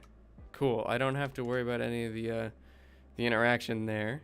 But kicking people into fly zones didn't work too great. Now I'm gonna kick someone into a man cannon. That works. That one works, and I'm gonna just follow him because I want to see. I mean, the interactions are gonna get crazier. So if we kick someone on a planet, we can kick them out of the gravity, which I think is funny. Okay, but that did kind of reveal one issue, which was that the kick is sort of... The kick, I think, is still relative to a y-axis and not the axis that the player is standing. So, like, if I... Nope, that actually worked fine. Okay, cool. Not going to step on that. But if you kick them right, you can get them out of the stratosphere. Okay. Well, I'm glad that the man cannons work, and that the ladders work with being kicked. I think that these trigger region ones might be our only issue.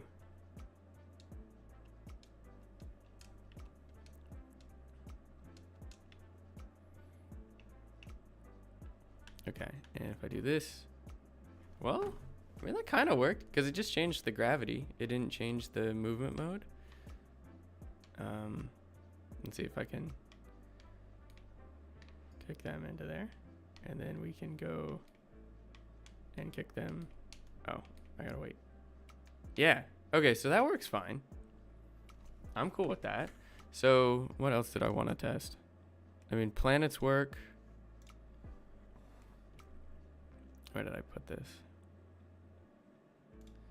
Oh, we should try kicking people while swimming.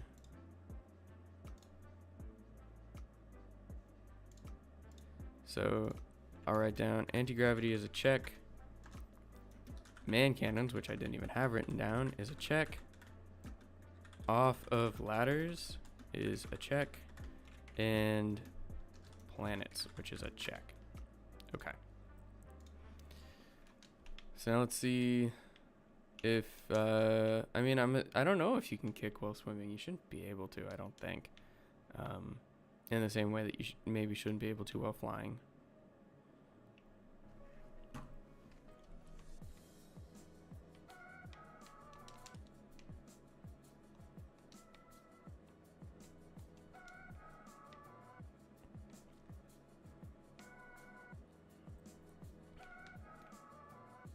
Okay, so we can at least kick people into the water.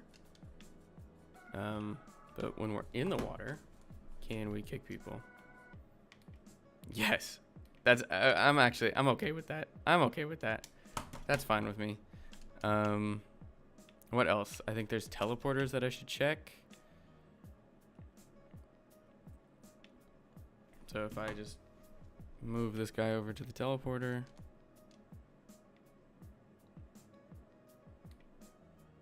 Okay, so teleporters work too.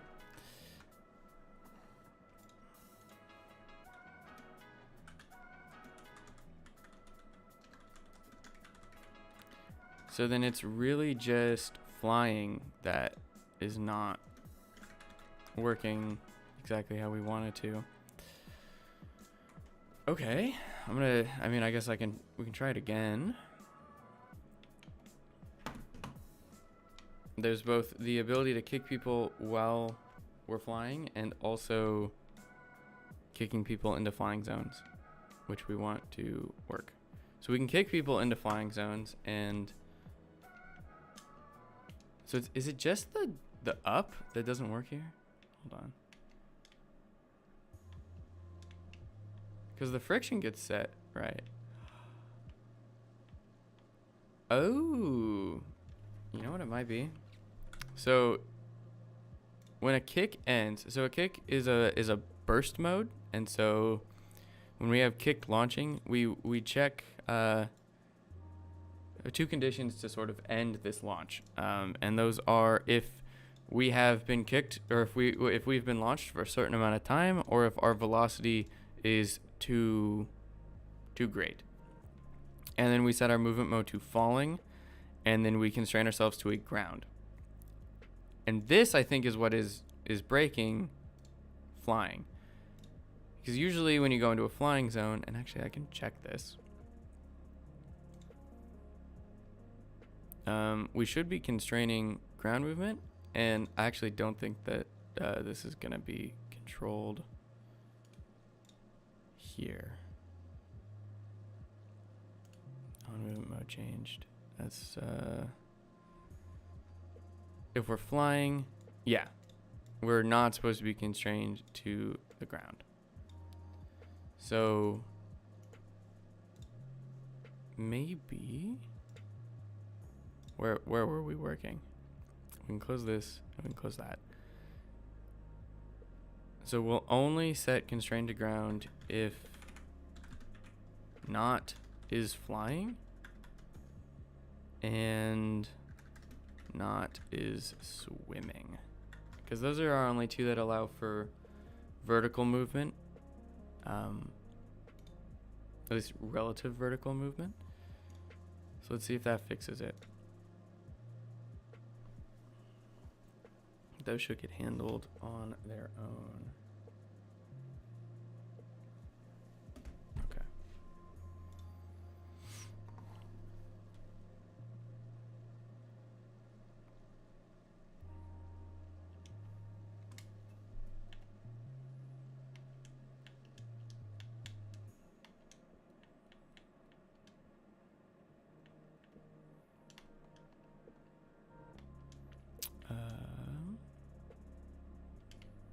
Yeah, there we go. Okay.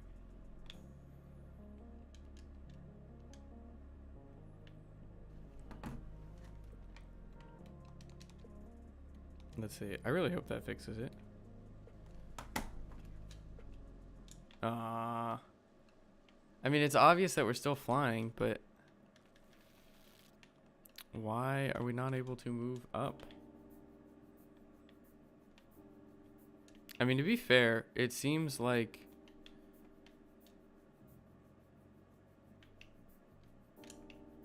it's just not working. Like the flying might be the issue. I'm gonna go up here. Oh, that's the wrong main cannon. No. Okay.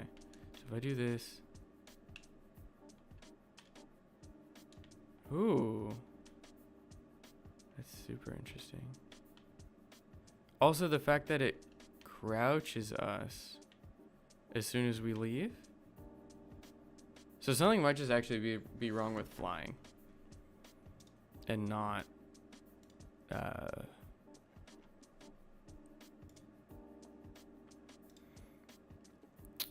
God, what's it called? The other thing. I mean, I guess. Hold on. We'll set this first. Because what's sort of interesting, yeah, so if we set our movement mode to falling, we're not going to be either of these conditions. The only other thing, though, is that those conditions aren't going to just work. Yeah, we do want this here. Oh God. Okay, so then how do we do this? So we want to check if we are in a fly zone.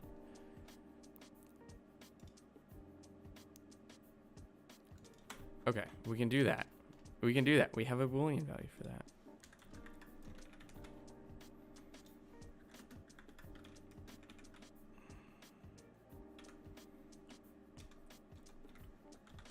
Okay, so if we're in a fly zone, then we want to set the movement mode to flying. Otherwise, we want to set it to falling. Okay. Ugh.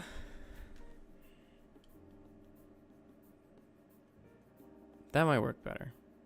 Because all the flying zone does is say, hey, you're in a flying zone.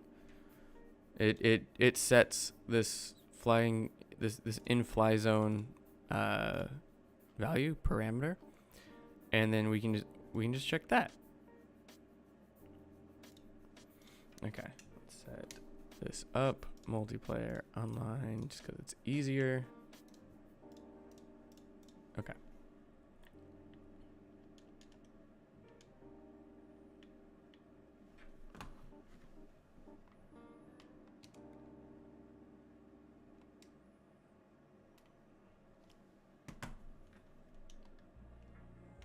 Okay, it still doesn't work. And we're going to be crouched as soon as we come down. Interesting.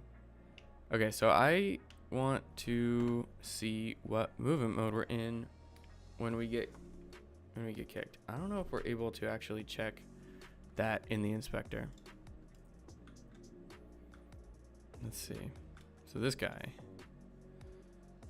What movement mode are we? It's not going to say. Okay. Let's go to our pawn then.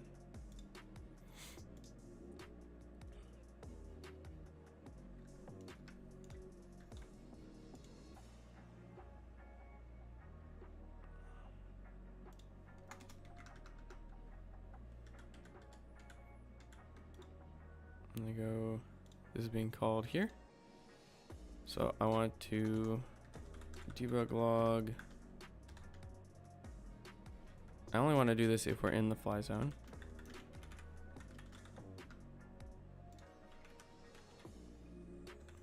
And we want to debug log our get movement mode.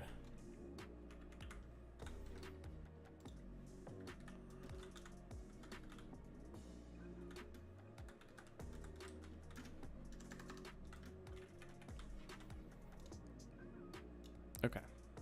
Now we gotta reload it.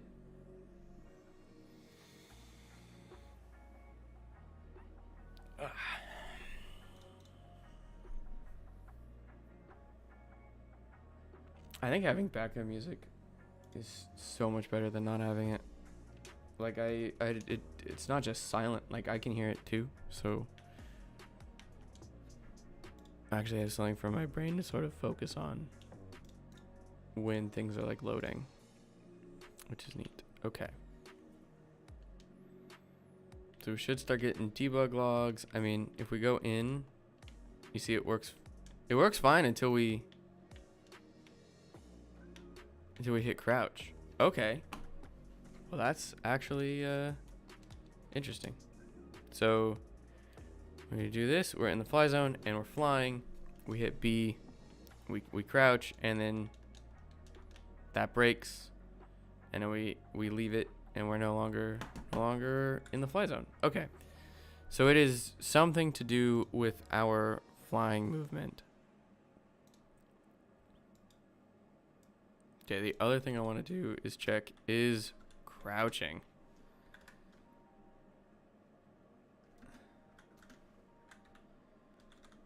And in fly zone, and we'll just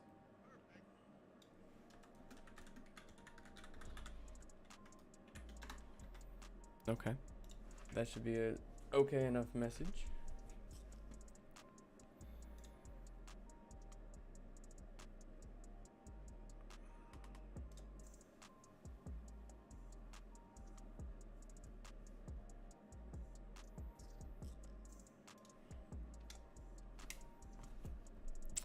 Okay, we can set all this up.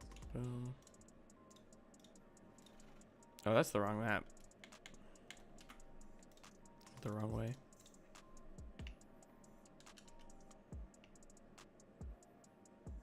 Oh, we're on the same team. There we go. Okay. I just need to be able to kick. And sometimes that doesn't work. Okay, so now we have a debug log message that should only show if we are in a fly zone and crouching. So if I kick, we're good there. And that doesn't even... So we're not crouching. At least until we leave. I mean, that would make sense because the visual of the block eye visor thingy is when we're in here, fine. It's just that once we hit B, we move down. Okay. So now I guess it's debug time. Like it's proper. That's what we're doing today is a bug fixing day. Let's go to our flying state. And so if we're in a fly, those just handle start and stop conditions.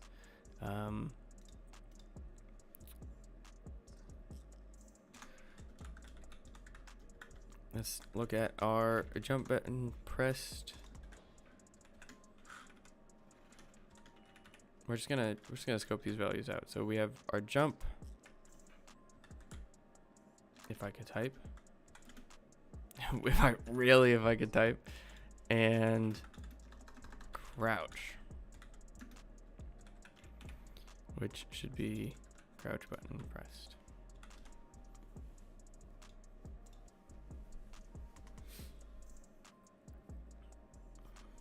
Alright, well that does that. Let's golden cookie farm. Can we get another one? No. Damn. Okay. Honestly, I need to learn how to like farm in Cookie Clicker because I don't know. And I know that is what's holding me back.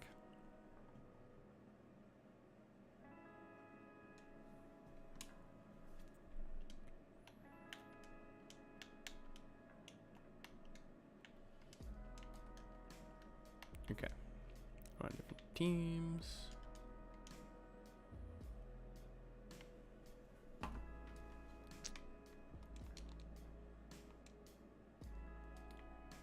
Okay, so neither of those are set.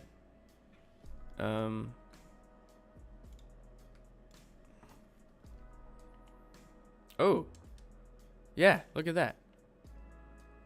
So what's happening is our crouch button is getting stuck on. Interesting. If I take the other controller and we go here, we should be getting different messages. And yeah, as soon as all I have to do is tap crouch. It's like we go out, and that is probably why. Interesting. Okay. So that's why our visor. That's why we crouch as soon as we leave, because this crouch button pressed is never getting deactivated. So what sets it? If we start crouching, we set it to true. Otherwise, we set it to false. I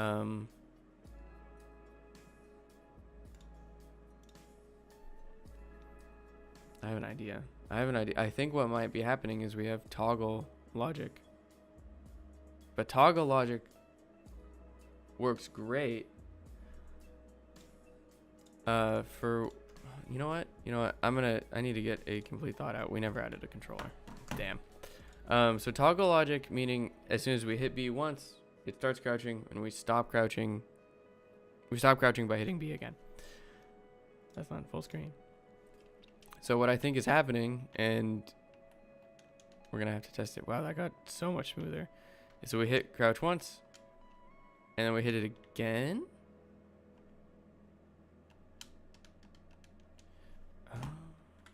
Okay, interesting. You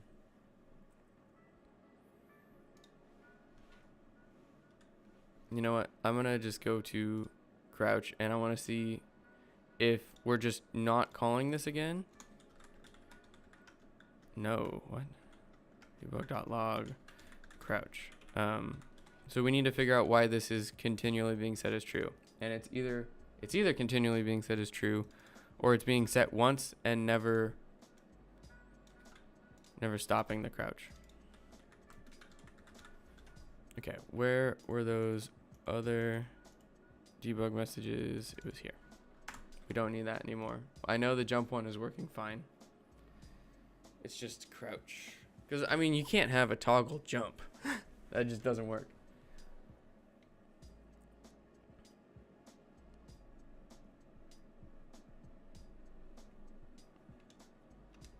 Okay.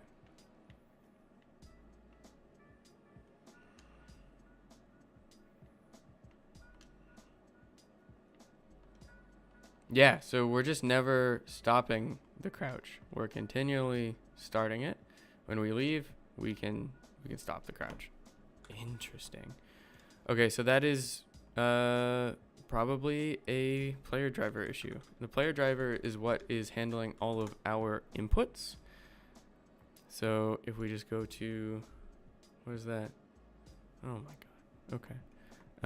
Character abilities, meaning movement. So we have our crouch here. We are on a controller.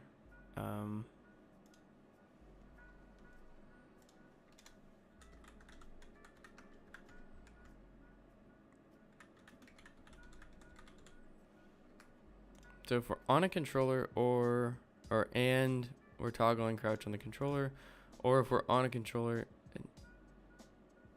Okay, so first off, that is probably not what we want. Debug.log on controller and or toggle. Using toggle. Okay, and then what else is this doing? So if we're on a controller and we are trying to toggle this. Oh, wait, hold on. I think what happened was I removed this and it was actually a not condition. So, or we're not on this. So we're either on controller and we have toggle controller on, or we're not on a controller and we have toggle keyboard, like toggle crouch on the keyboard. So we do toggle. Wow. Comments are just old. Using toggle crouch, and then we can do a debug log for just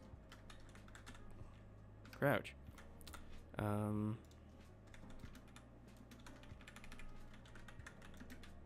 man, I can't type. Changing crouch to that. And we only need one. We know if that runs, we're using toggle. Ugh.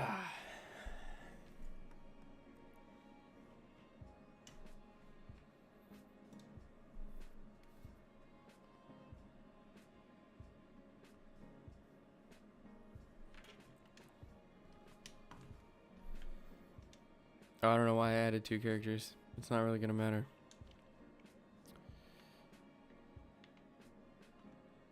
Okay, so changing crouch to true.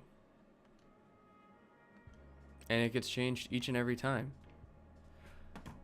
Because, so if toggle is, or if this condition goes, we check if we are crouching, and we're never gonna be crouching because we are flying. We actually check, is crouching. I wonder if we actually have defined that here.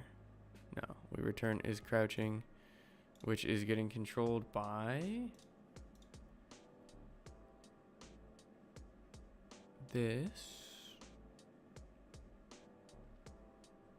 I don't know.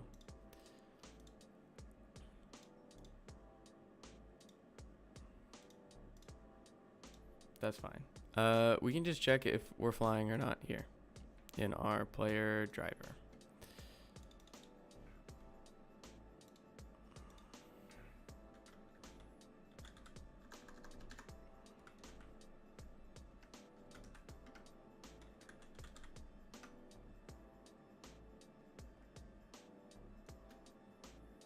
This is such a gross condition. So if we're not flying, and I also want to make sure we're not swimming, because that's the only other thing that we need to use these movement modes for. So if we are flying or swimming, we're not going to use this. It'll go to else. Otherwise, we're good here.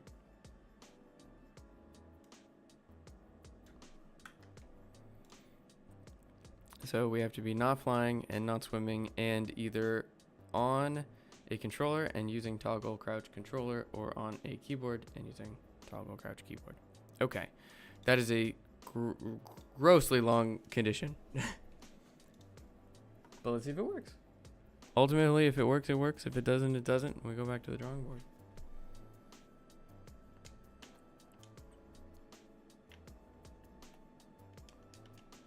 What is our FOV here? It is 90? Okay.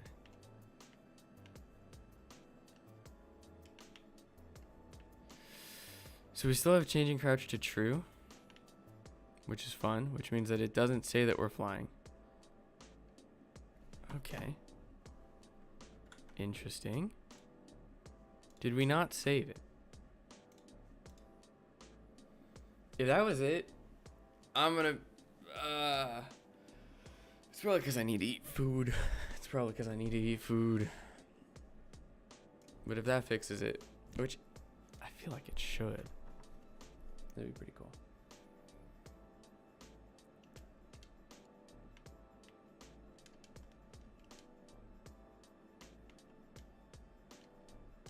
Okay. That is how that is supposed to work. And let me make sure that swimming, toggle crouch is working outside there.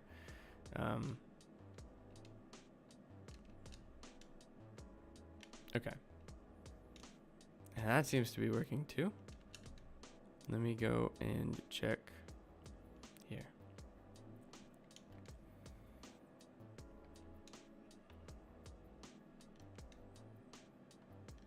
Yeah, okay. That is working pretty well. Now, if I add another controller, we can start an online game. And we can see if this all works. I mean, ultimately, the moment of truth should be that we come out of the fly zone and we are not crouching.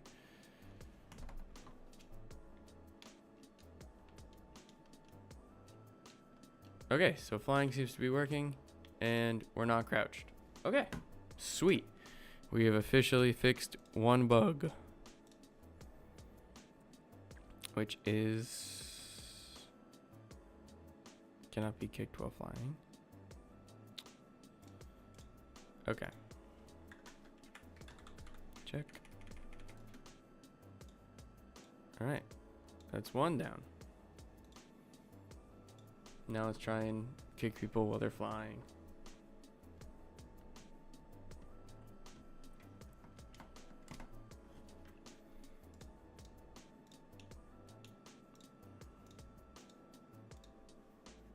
Okay.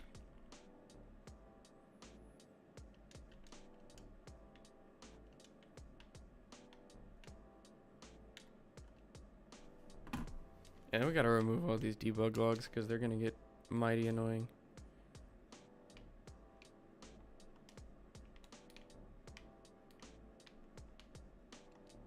Yeah, because he can dash, so.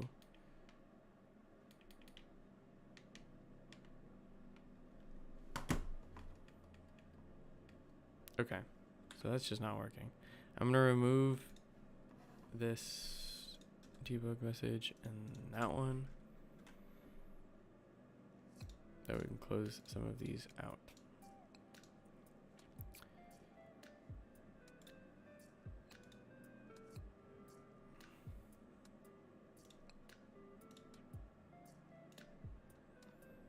So if can kick, they're not blocking, they're not swinging an hour, or we're not swinging, we're not blocking, I should say.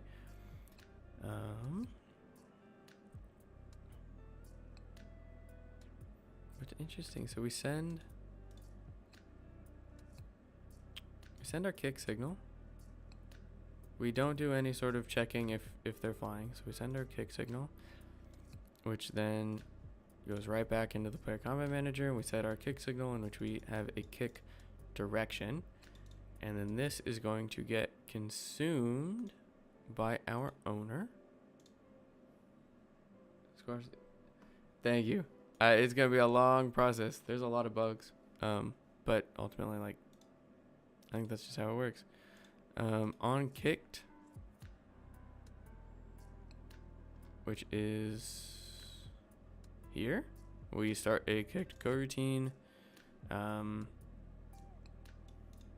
which is all it's gonna do is set this kicked value to true and then to false, and then I guess it would be in our simulate call to actually do the kicking or the being kicked. If being kicked, we'll start the kicked launch. Okay. I don't know why.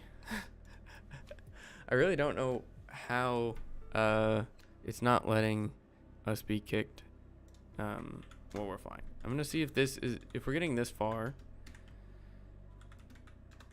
Got kicked.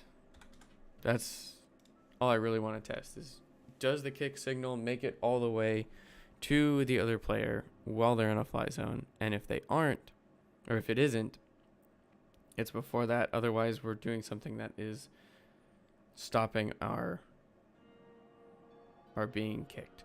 Which, what could be happening, and I think actually what might be happening is we get this kicked message and we get kicked, and then what is happening immediately after is that we set this movement mode, and then that movement mode instantly gets set to flying because we are in a flying zone.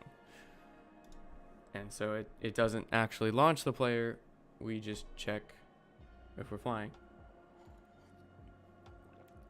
So yeah, let's do a quick test, and I think I know how I'd solve it if that was the case. We just change the ordering of what gets processed movement-wise so that the flying movement happens last.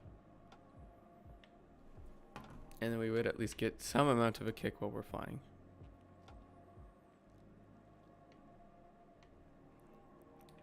So let's kick them in.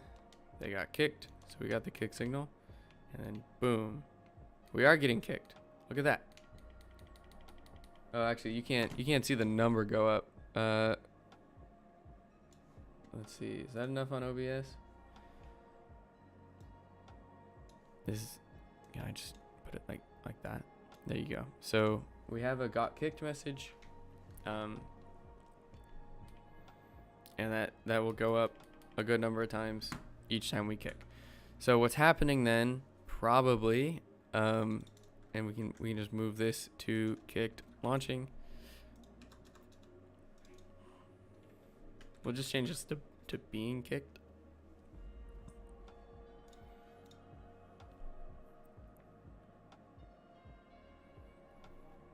And then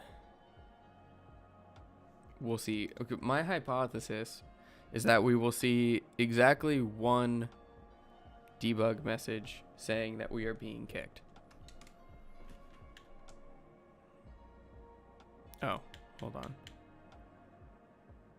Oh, I'm kidding.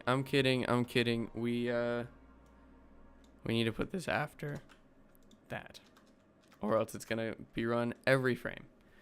So we're either gonna see 0 or 1 of these messages pop up. If we see 0, then we are being set to flying before we even get to the being kicked part. If we are seeing 1, then we are being kicked for 1 frame, and then going to some other movement mode. And I presume we're gonna see 0. Actually, I've refined my hypothesis. I did the same thing. We're gonna need 2 teams, and I want to go to the other team. Okay.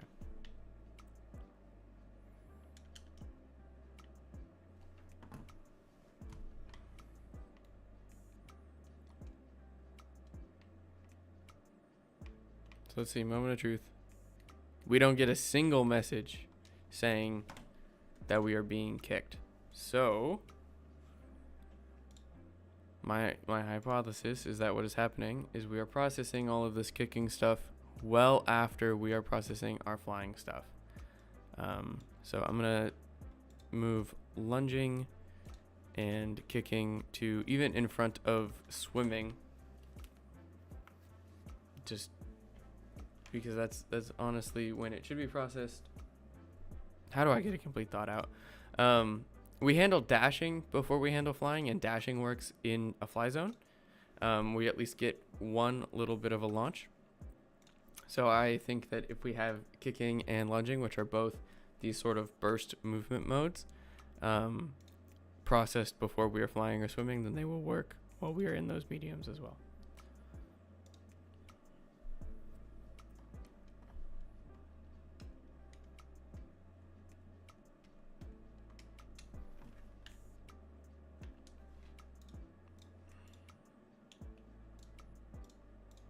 Okay. So we should test kicking in here. And I also just remember that we should probably be testing lunging as well in these different movement modes. So let's see. I mean, we don't really have friction. Kicking works now. And can we lunge? Yes, we can lunge. Cool. Well, that works at least. I want to see if lunging works on planets, actually. I want to see if it works in anti-gravity, and I want to see if it works on planets. Okay, so we'll start with anti-gravity.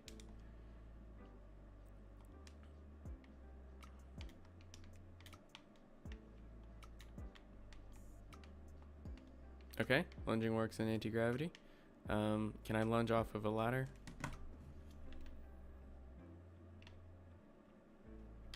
I mean, I can lunge to someone on a ladder. That part's easy. Oh. That's hilarious. Okay. We can attack while sheathed.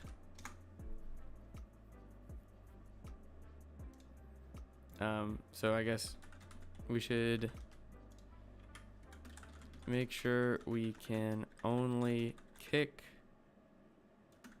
while sheathed / have no weapon. Blocking and swinging should check if we are sheathed. That is how it works. Can you lunge towards a guy on the ceiling in anti-gravity mode? Good question. Let's try it. I'll set this guy up here, and then I'll just go as close to the edge as I can, and then let's see if I jump. Yes, you can. It's kind of gross, but yes, you can. Also, oh, look at that. The hit numbers are upside down. So hit numbers should be rotated to always be up. Yeah, it is kind of trippy. My only fear with having anti-gravity stuff and walking around planet stuff is that people might get motion sick.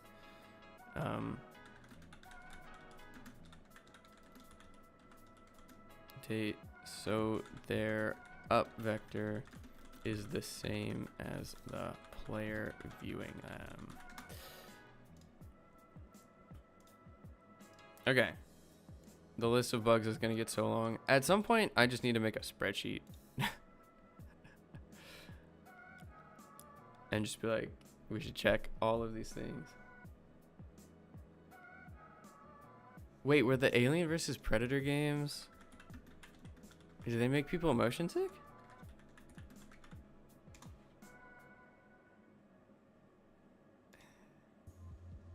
Some people saying they feel sick after playing as Alien. I haven't played it yet. Doesn't this if you spin around too fast? Okay, I need to see footage of this actually. Motion sickness alert. I don't get motion sick. So I guess content warning, the aliens could move on walls and made people barf big time. Okay, I don't get motion sick, but if anyone is watching and you do get motion sick, then maybe click away. I just want to see footage. Oh. Yeah, I could totally see how that would make you motion sick. Oh, okay. Yeah, interesting.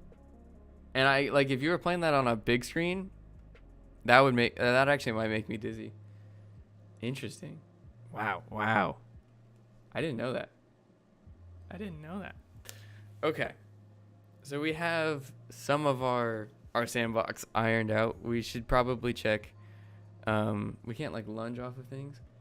You should check it out sometime. Blast from the past. Yeah, I mean I have. It's on the 360, right? I should just get the game because I have it on 360. We want the game. Aliens vs. Predator. It's on Steam. Oh. It's either that one or the new one came out sometime back. Okay. Let's see. So that, I mean, the art style looks a little different here. This one just looks like a shooter where you play against, or where you, I guess, I don't know. Maybe, is there a video? There isn't a, okay. That's not helpful. I want to see what the gameplay is like. 2010 video. I mean, if it came out in 2010, it was probably on the 360. Yeah, it was on the 360. Critical reception. Is there anything about motion sickness? That's the new one. The old one's a certified classic. Okay. What was the one that I clicked on? When did this one come out? This one came out in 2010. But honestly, the footage that we were looking at seemed like an older one. Let's see.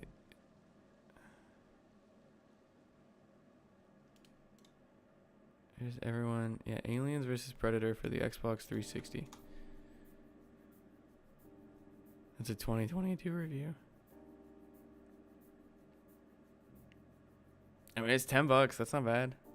That's not bad. I don't remember how hard it was. Yeah.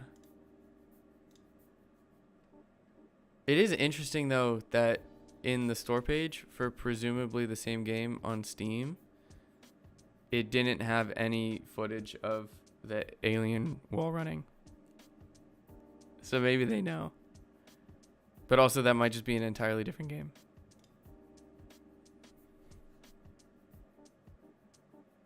This one looks like a classic. Oh, but that came out in 2014. Yeah, it might be a sales tactic, or they like. I don't know anything about it, so they might be two different games.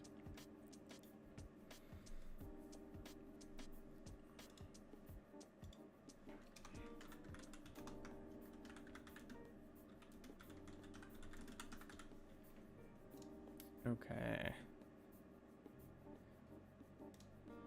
All right, this one, these two have been plaguing me for a while. So, I mean, it should be more apparent now that there's a little bit of an FOV effect going on when we sprint.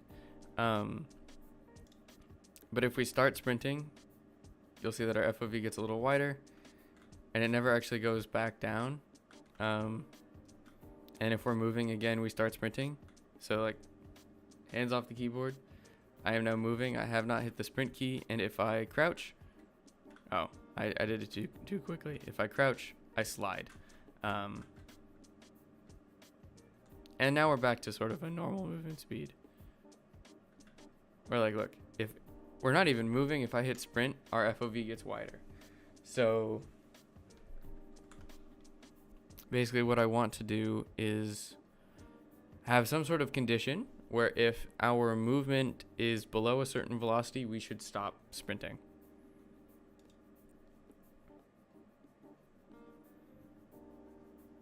And I think what's happening is, again, it's one of these issues with toggle sprint. So in our character abilities, I think what's happening is we start sprinting and then we never stop sprinting. That is crouch, which we already fixed. Where is sprint? Sprint. Okay. So if the player, I'm just going to do player pawn, and we're going to try and get some velocity. So if player pawn dot get velocity, yeah, is greater than, we'll do 0. Oh, we want a magnitude, not magnitude. Or else we're going to be comparing a vector with a float, and that doesn't really work. So if it's greater than 0.5 f, just meaning that we're moving at least, actually 0.25, because it just needs to be the bare minimum that the player is they're walking. So should we start sprinting here? Let me rephrase that. Should we start sprinting should be a condition based on if we are already moving. And this way, if we are not moving, we don't necessarily use the toggle. I don't know if that makes sense at all. I don't actually think that does. If we're not moving, we shouldn't start sprinting. That is the first condition we want to check. And then if we're not moving, we should stop sprinting. Is another thing I need to check. And if we do both of those, then it should fix our sprint system. So right now,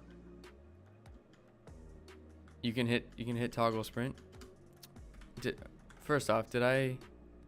Yeah, so if our velocity is greater than 0, I am going to debug log this velocity magnitude and make sure that that is a value that I can actually use. It should be 0 if we're not moving. And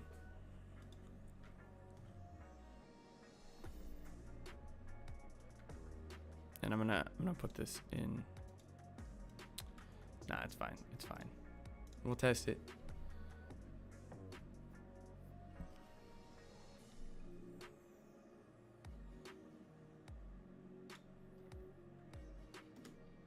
It's 0. Interesting. So this shouldn't even actually be running, like, at all. Either that or we start this sprint and we never cancel it.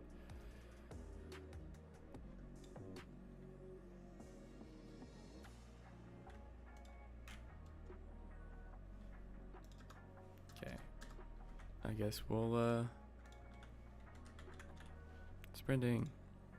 Can sprint. Ruben can sprint. What is this using?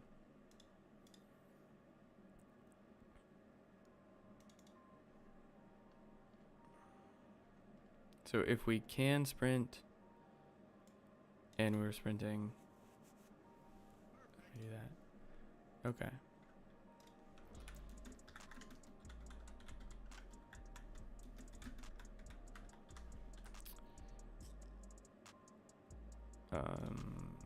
That was it.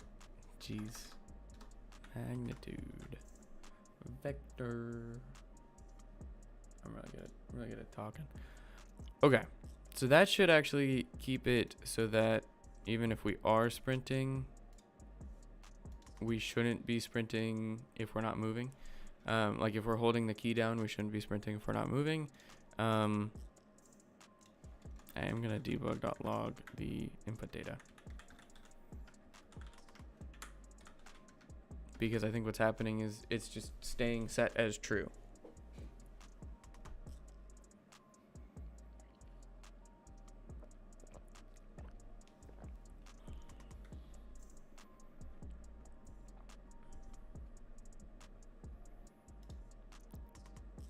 Yeah, so it's false right now. Moment of truth. Okay, it was only true while I held it down. That's good. And from what it looks like, I mean, it's still false. What? Wait. Okay, so the input is working fine, I think. Where we're only sprinting until we stop, and then it's false. But if I hit the shift key again, you can see that that removes our FOV effect. So I don't think it's an input issue per se. I think it's an input processing issue. So we sprint here. If what was sprinting is I'm sprinting and can't ever sprint.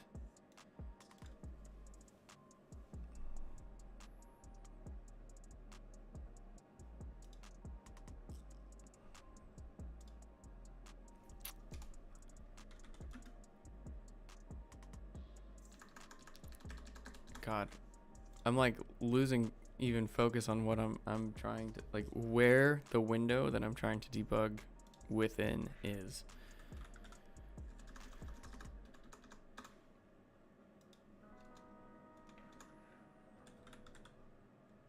I mean, yeah, debug.log.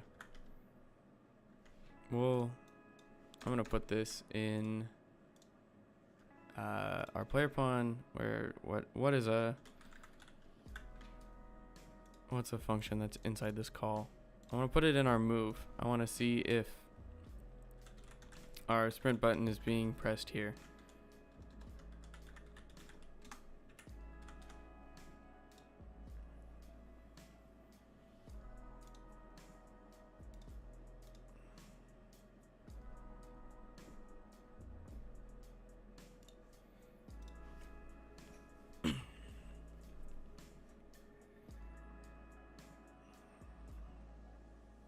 No, I don't need a controller.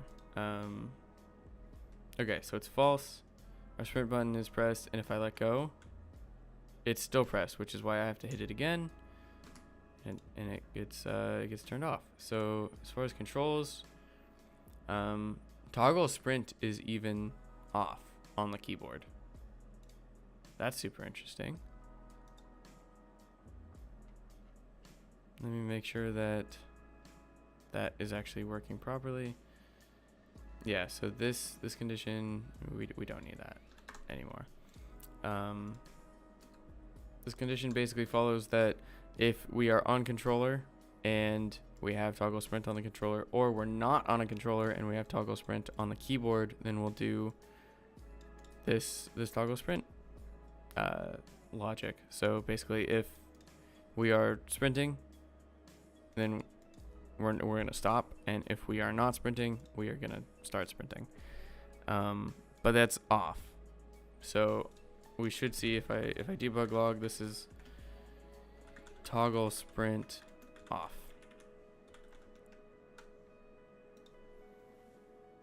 Meaning that it's probably an issue on the character component side. Could it be a visual bug? No. And so this was actually happening before I implemented the FOVFX. And I can show you in a second. I implemented the FOVFX this morning. But I've had this issue for a couple of weeks, I think. And the way that I can sort of check is this sword can only block if I'm not sprinting. So if I start sprinting, we are going to stop blocking, and I'll even let that meter refill, and I'll keep moving the entire time. And now I will stop moving and try and block again. And even though I'm hitting the button on my mouse, I'm not blocking. You can even see there's a little tiny thing saying, hey, like a little blip on the block indicator that is flashing and saying, hey, you can't. If I hit sprint again, we lose that FOV effect and I can block again. So it is unfortunately not a visual issue. It is actually like the character thinks it's still sprinting. Oh, I should actually look at the debug messages that I used. Yeah, it's been a sort of nasty one because it took me a long time to even figure out what was going on and what that the player was still sprinting. So we're not sprinting now. If we start sprinting, toggle sprint is off, and if I let go, we see another toggle sprint off call, but then we are still sprinting as far as the player is concerned. And if I hit this again, we get a couple more toggle sprint calls, but it is off. Interesting. I mean, toggle sprint is even being called, or not toggle sprint, but this logic is even being called. Let me update this to include a. We'll do it this way. Just to include what the new sprint value is.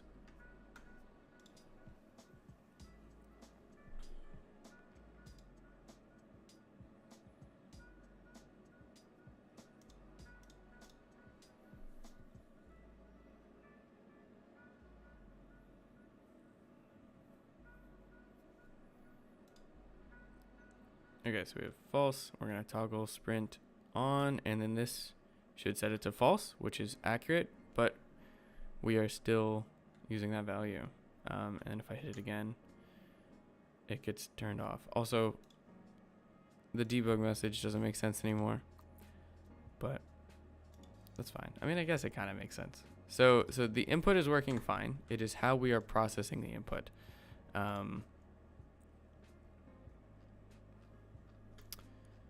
So I guess, where do we want to even start poking around? I'm going to close that. Close that. So we have sprinting, which is a can ever sprint, and that's not very helpful.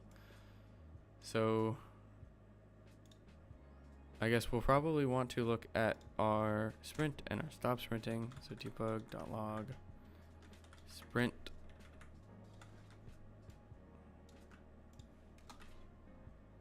And a stop sprint.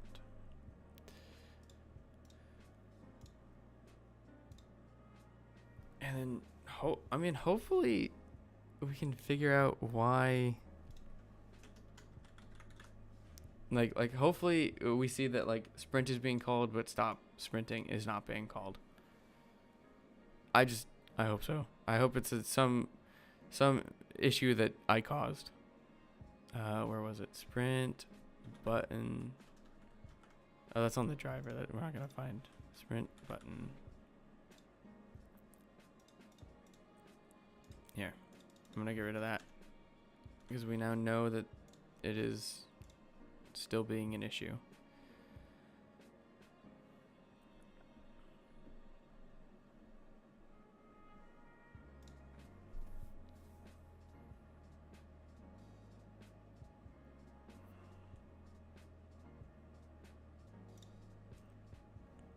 Okay, so we start sprinting. Yeah, so we stop calling sprint, but we do not call stop sprint until we hit it again. Interesting. Okay, so I mean, settings wise, toggle sprint is on for a controller, but we were not using a controller. And we know that because we were going through the non-toggle sprint logic anyways, where this is hold to sprint.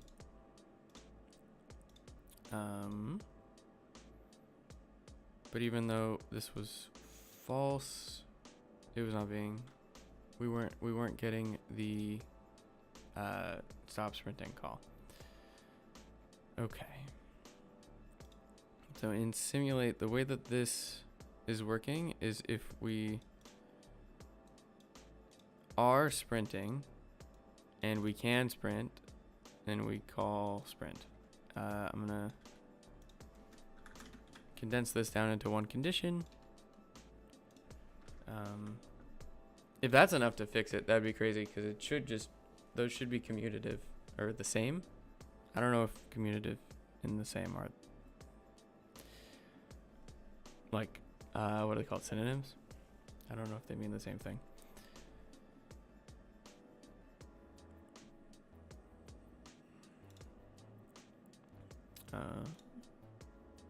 Yeah, one can hope. Okay. Did that, wait, hold on. Was that really all it was? So we have the FOV effect now. Or do we even have the FOV effect? Oh. Okay, okay. So I think that actually fixed it, because I can press sprint and we're sprinting, and then I can let go of it and we're now moving slower. That's so dumb. I thought that they were, I mean, I guess what was probably happening is because these weren't both in the same condition, we were sprinting, but we couldn't sprint. And so it just wasn't doing anything, because it would only call else if this was false. Okay. Damn. Well, that's I guess a possible problem solved. It at least appears solved for holding sprint. I want to make sure it doesn't work, or Jesus Christ, I want to make sure it works properly if we have toggle sprint on. So I am using a controller now. We're walking normally.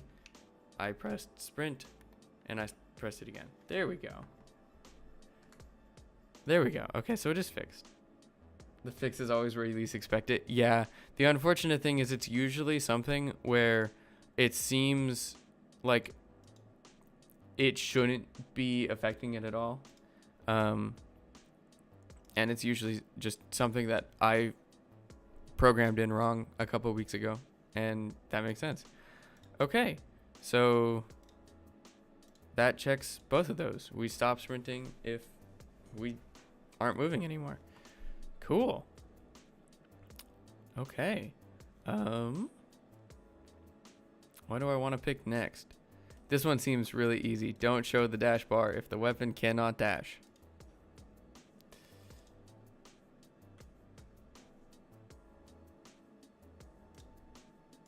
Should just be in our in-game UI. Combat UI. So is this something that I don't think, I mean, it has to happen before this call, because this will just check if we don't have an active weapon. But we want to make sure that if we have, so only show dash panel if we either don't have a weapon Or we do have a weapon. And that weapon allows dashing. Okay, so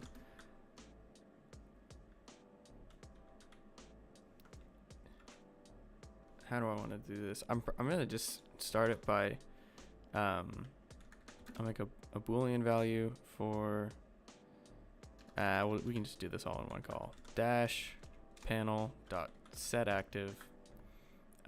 Either, I mean, it was an or, so either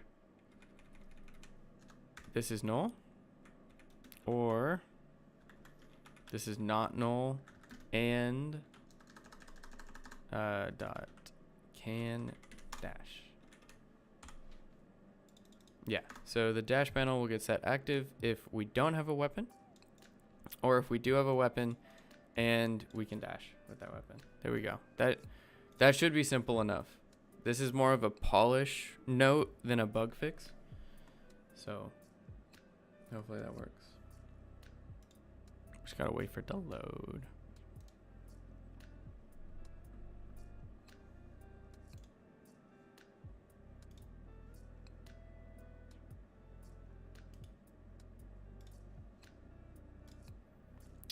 Okay. So this allows dashing. Is there one that doesn't? I should actually check if there's one that doesn't allow dashing.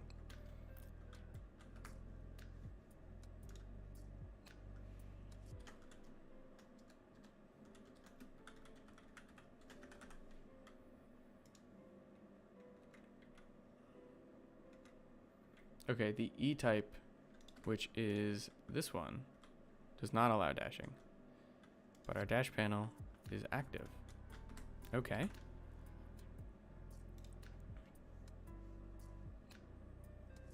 So first, let's make sure I saved that. I did save it.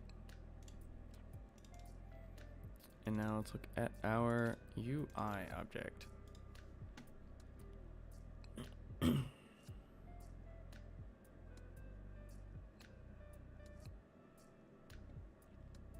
the dash panel is actually set appropriately. Let's see. There's probably already yeah, we have a set active call. So we can just condense this condition to here. Or we can add it in with this one. So if we allow dash and we have this other condition. And then I will steal this little comment. Boop. Oh, it would have been fine. Okay, so we set the dash panel active if we can just remove that. If dashing is enabled and okay, there we go. That's the explanation of the condition. And that should work. Getting good speed on these tasks. Well, I don't know if you saw how many of them there are. There's a few. Some of these are going to take a lot longer than other ones. But I picked a few that have been bugging me for a while and should be able to be done on stream, because unfortunately some of these are going to require me opening a specific log from a build, and the first line of that log contains every IP address in my house. And I've opened it on stream before, forgetting that was the case, and just doxed everyone, and I don't want to do that again. But hopefully a good chunk of these can be done on stream and don't take too long. And the other thing is I have a hard cap at another hour and a half, so it's kind of a race to get as many as I can done. Okay, let's see. If I pick up the E-type, we should not be able to see the dash panel.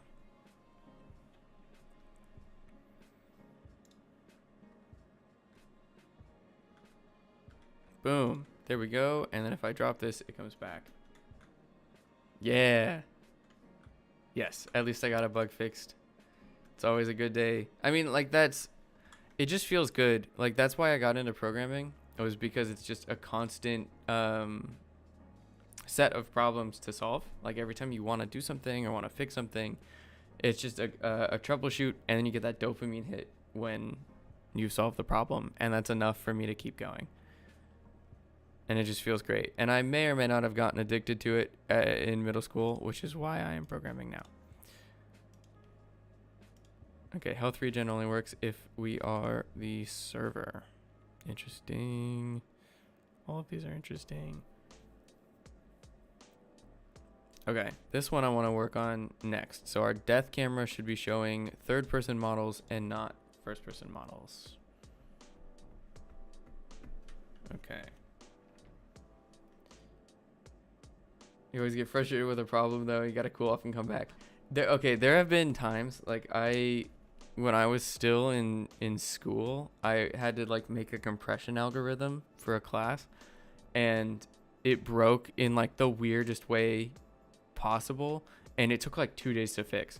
Like, it was literally, like, the memory that the program was using had just dumped after a certain function got returned, and it was, like, I pulled an all-nighter trying to fix it, and then I had to, like, spend a good 6 hours and just be like, I'm not doing this.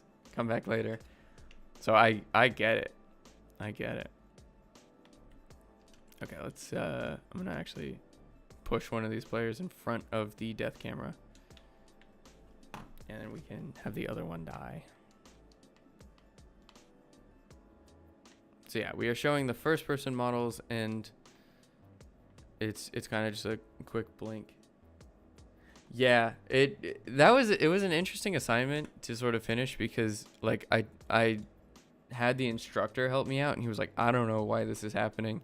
And the solution that we came up with, which was a severe workaround, was to, right before the return of that function, when all the memory was being wiped, we actually wrote every possible thing to a text file, and then after that return, we would pull everything back in from that text file. It was super stupid, but even the professor was like, I don't know why this is happening.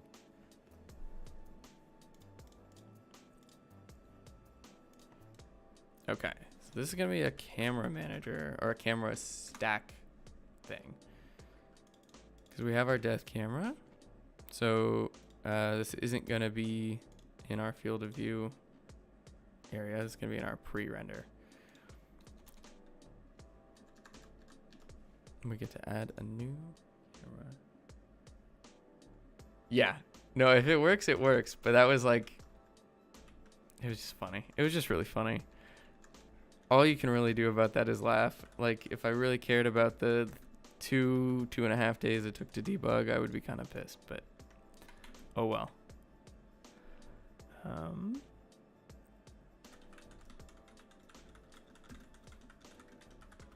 Okay. So what we're doing for our main camera, we don't need name tags. We just want player models. So we're gonna steal this. What we do here is we go through every single player model that we can find, or that is stored, and then if the model is null, we skip it. If it is our player model, we actually don't even need to do this check.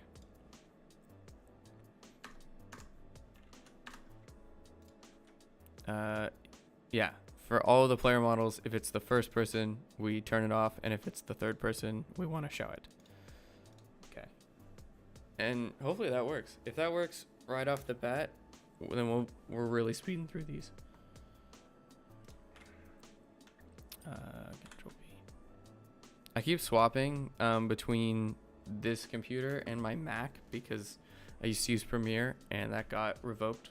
My university decided that, hey, you graduated, you don't get it anymore. And so I've been setting up my entire desktop setup to use my Mac, and all of the keybinds are different for copy and pasting, which isn't very fun. Okay, so we have a player who's right in front of the camera. So if we kill this one, it's still showing just the first person model.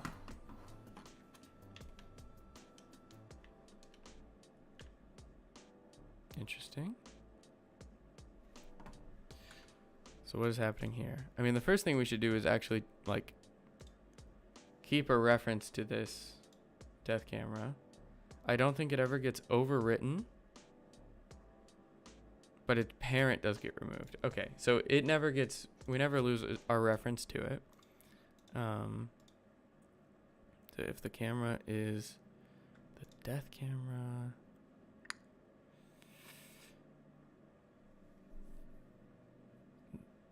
then we disable the renderers on the first person render root. Oh, hold on. So what we were doing was only worrying about the first person stuff. I just autopiloted and deleted the third person stuff. So it doesn't really matter this check. That check doesn't matter. We don't care if it's our player model. We want to show the third persons. So show third person models. So for each renderer in the model's third person render root, we're going to enable it. And otherwise, and hide all the first persons. Hide all first person models. Okay.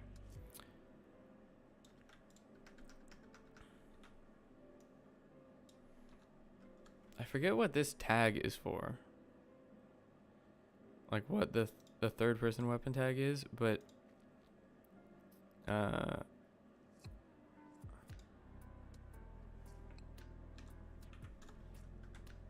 we'll see what this breaks. We will ultimately see what this breaks.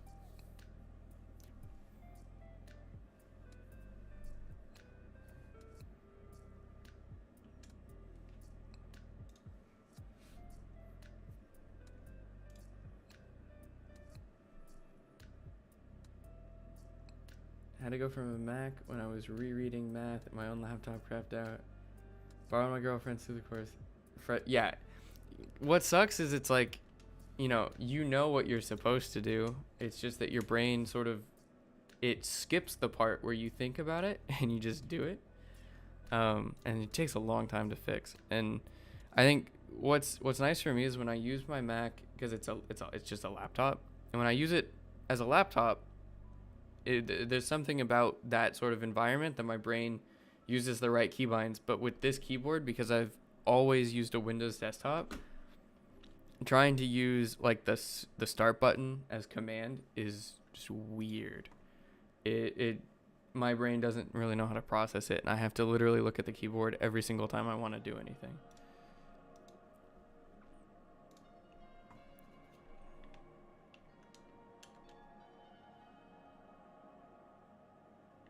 Yeah, no, I can relate. It's like, it's super frustrating. Okay, that is still showing first person models. Yeah. I mean, the saving grace is that it gets better over time. The saving grace is that it gets better over time. If it didn't, it would just be like, okay, I'm never using anything that isn't what I'm already used to. Okay, so we're supposed to show our third person renderers and hide all of our first person ones.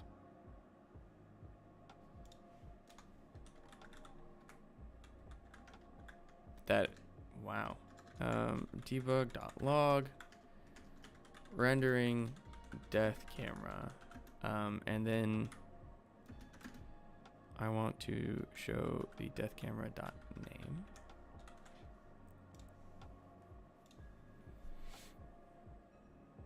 Let's see what we got. I want to at least make sure it's being called. If it's not being called, we have our place to check.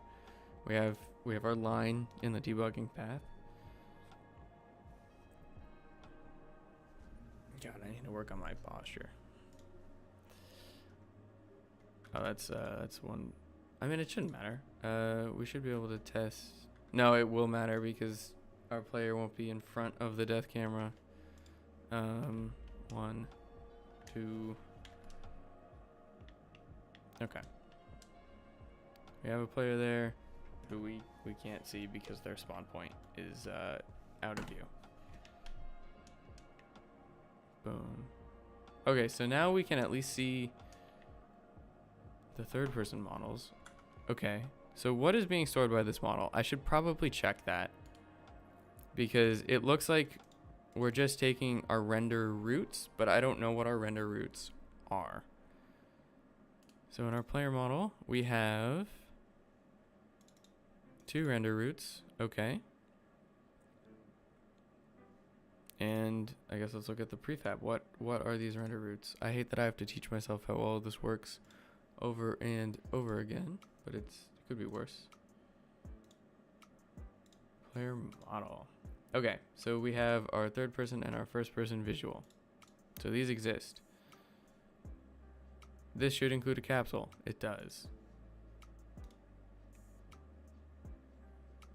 So in our camera stack, we take every renderer under our render route transform, which I don't think that this, yeah, neither of these have a renderer, so we don't have to worry about our, like, we can worry just about the children of these objects.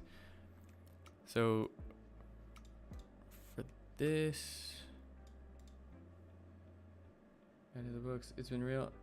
Yeah, no, seriously, thanks for checking out the stream. It was nice chatting. I try and upload videos every Saturday, and I try and stream Mondays, Tuesdays, and Thursdays from 9 a.m. to 1 p.m. Pacific. So it's definitely nice having you around. I hope to see you again. But take care. Happy studying.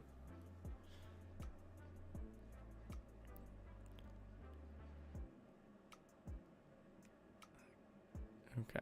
I don't know why this is not working. Thank you. Yeah, hopefully the bugs go quick and I can get to more fun things. Okay. Actually, we are rendering the death camera, right? I should still make sure that's being called.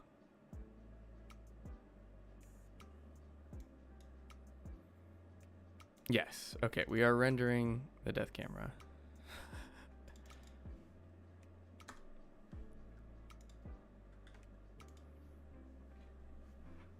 Ooh.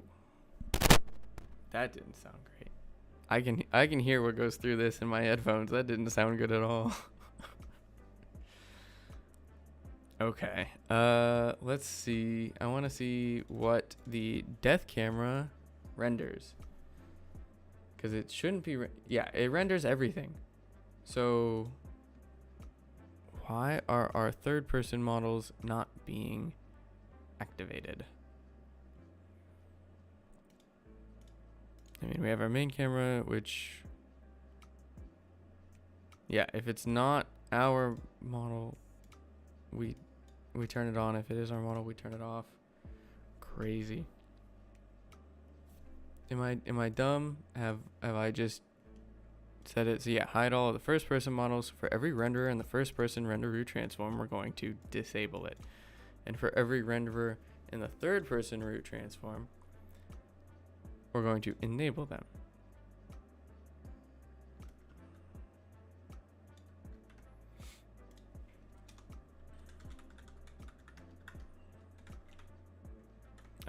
That dot count, or it's probably an array length.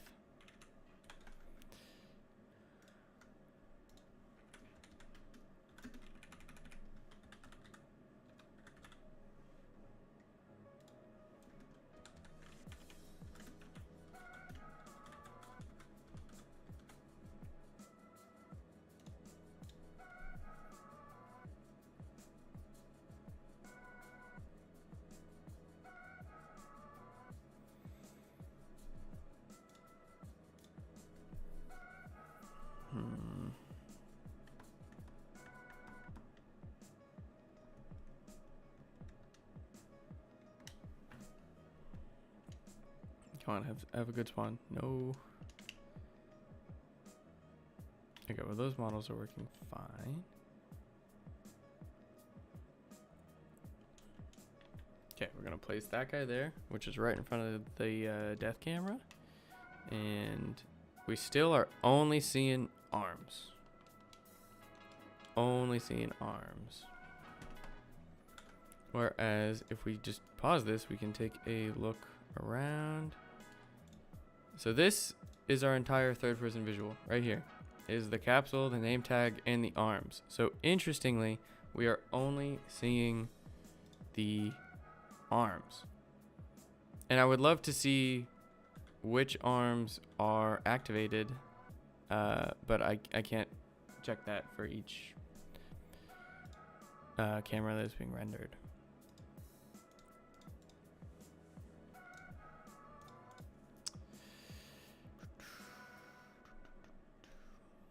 Yeah, we have a mesh renderer, so it should render itself. Enabling 6 third-person renderers.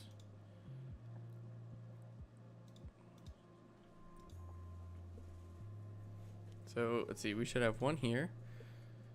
That's just a visor, but if we go here, this has a renderer. And this has a renderer, I think. We should have 6. Honestly, I think there should be more than that. Enabling 6 TP renderers and enabling 9 TP renderers. Interesting.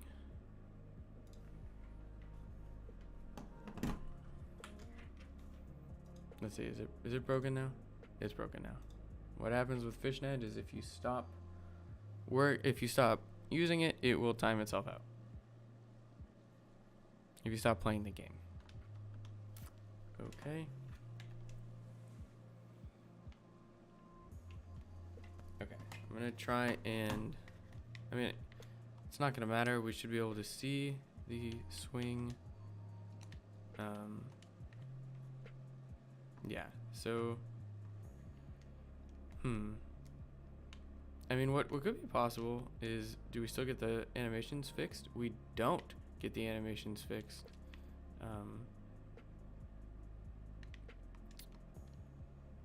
When the death camera is activated anymore. Interesting. Okay, I'm going to, it would be, is it a health setting?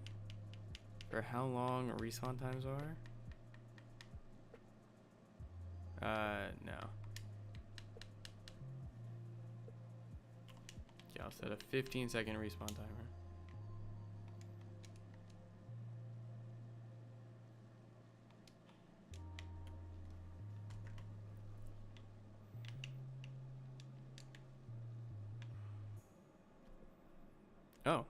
Oh, so you can see both the first person and the third person sword models. One of them is fixed and one of them is not fixed.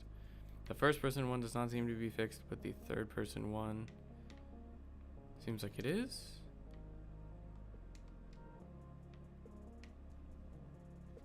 Actually, I wanna see that again.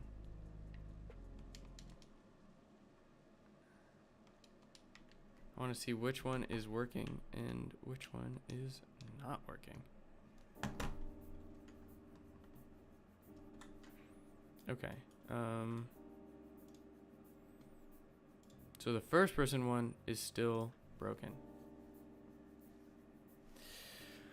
I have a feeling that we are not going to be fixing this one today. As much as I thought that this was going to be easy, I don't think we're going to be fixing this one today.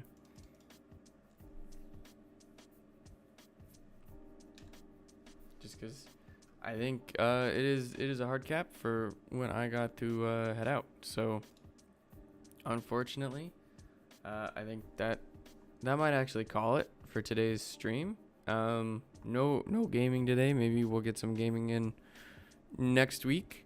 But yeah, it's been fun. I gotta go eat. I have other stuff I gotta do today, which is unfortunate. So yeah, if not, I would just keep streaming and heat my room up indefinitely. So it's been real. I'll see y'all later. Peace.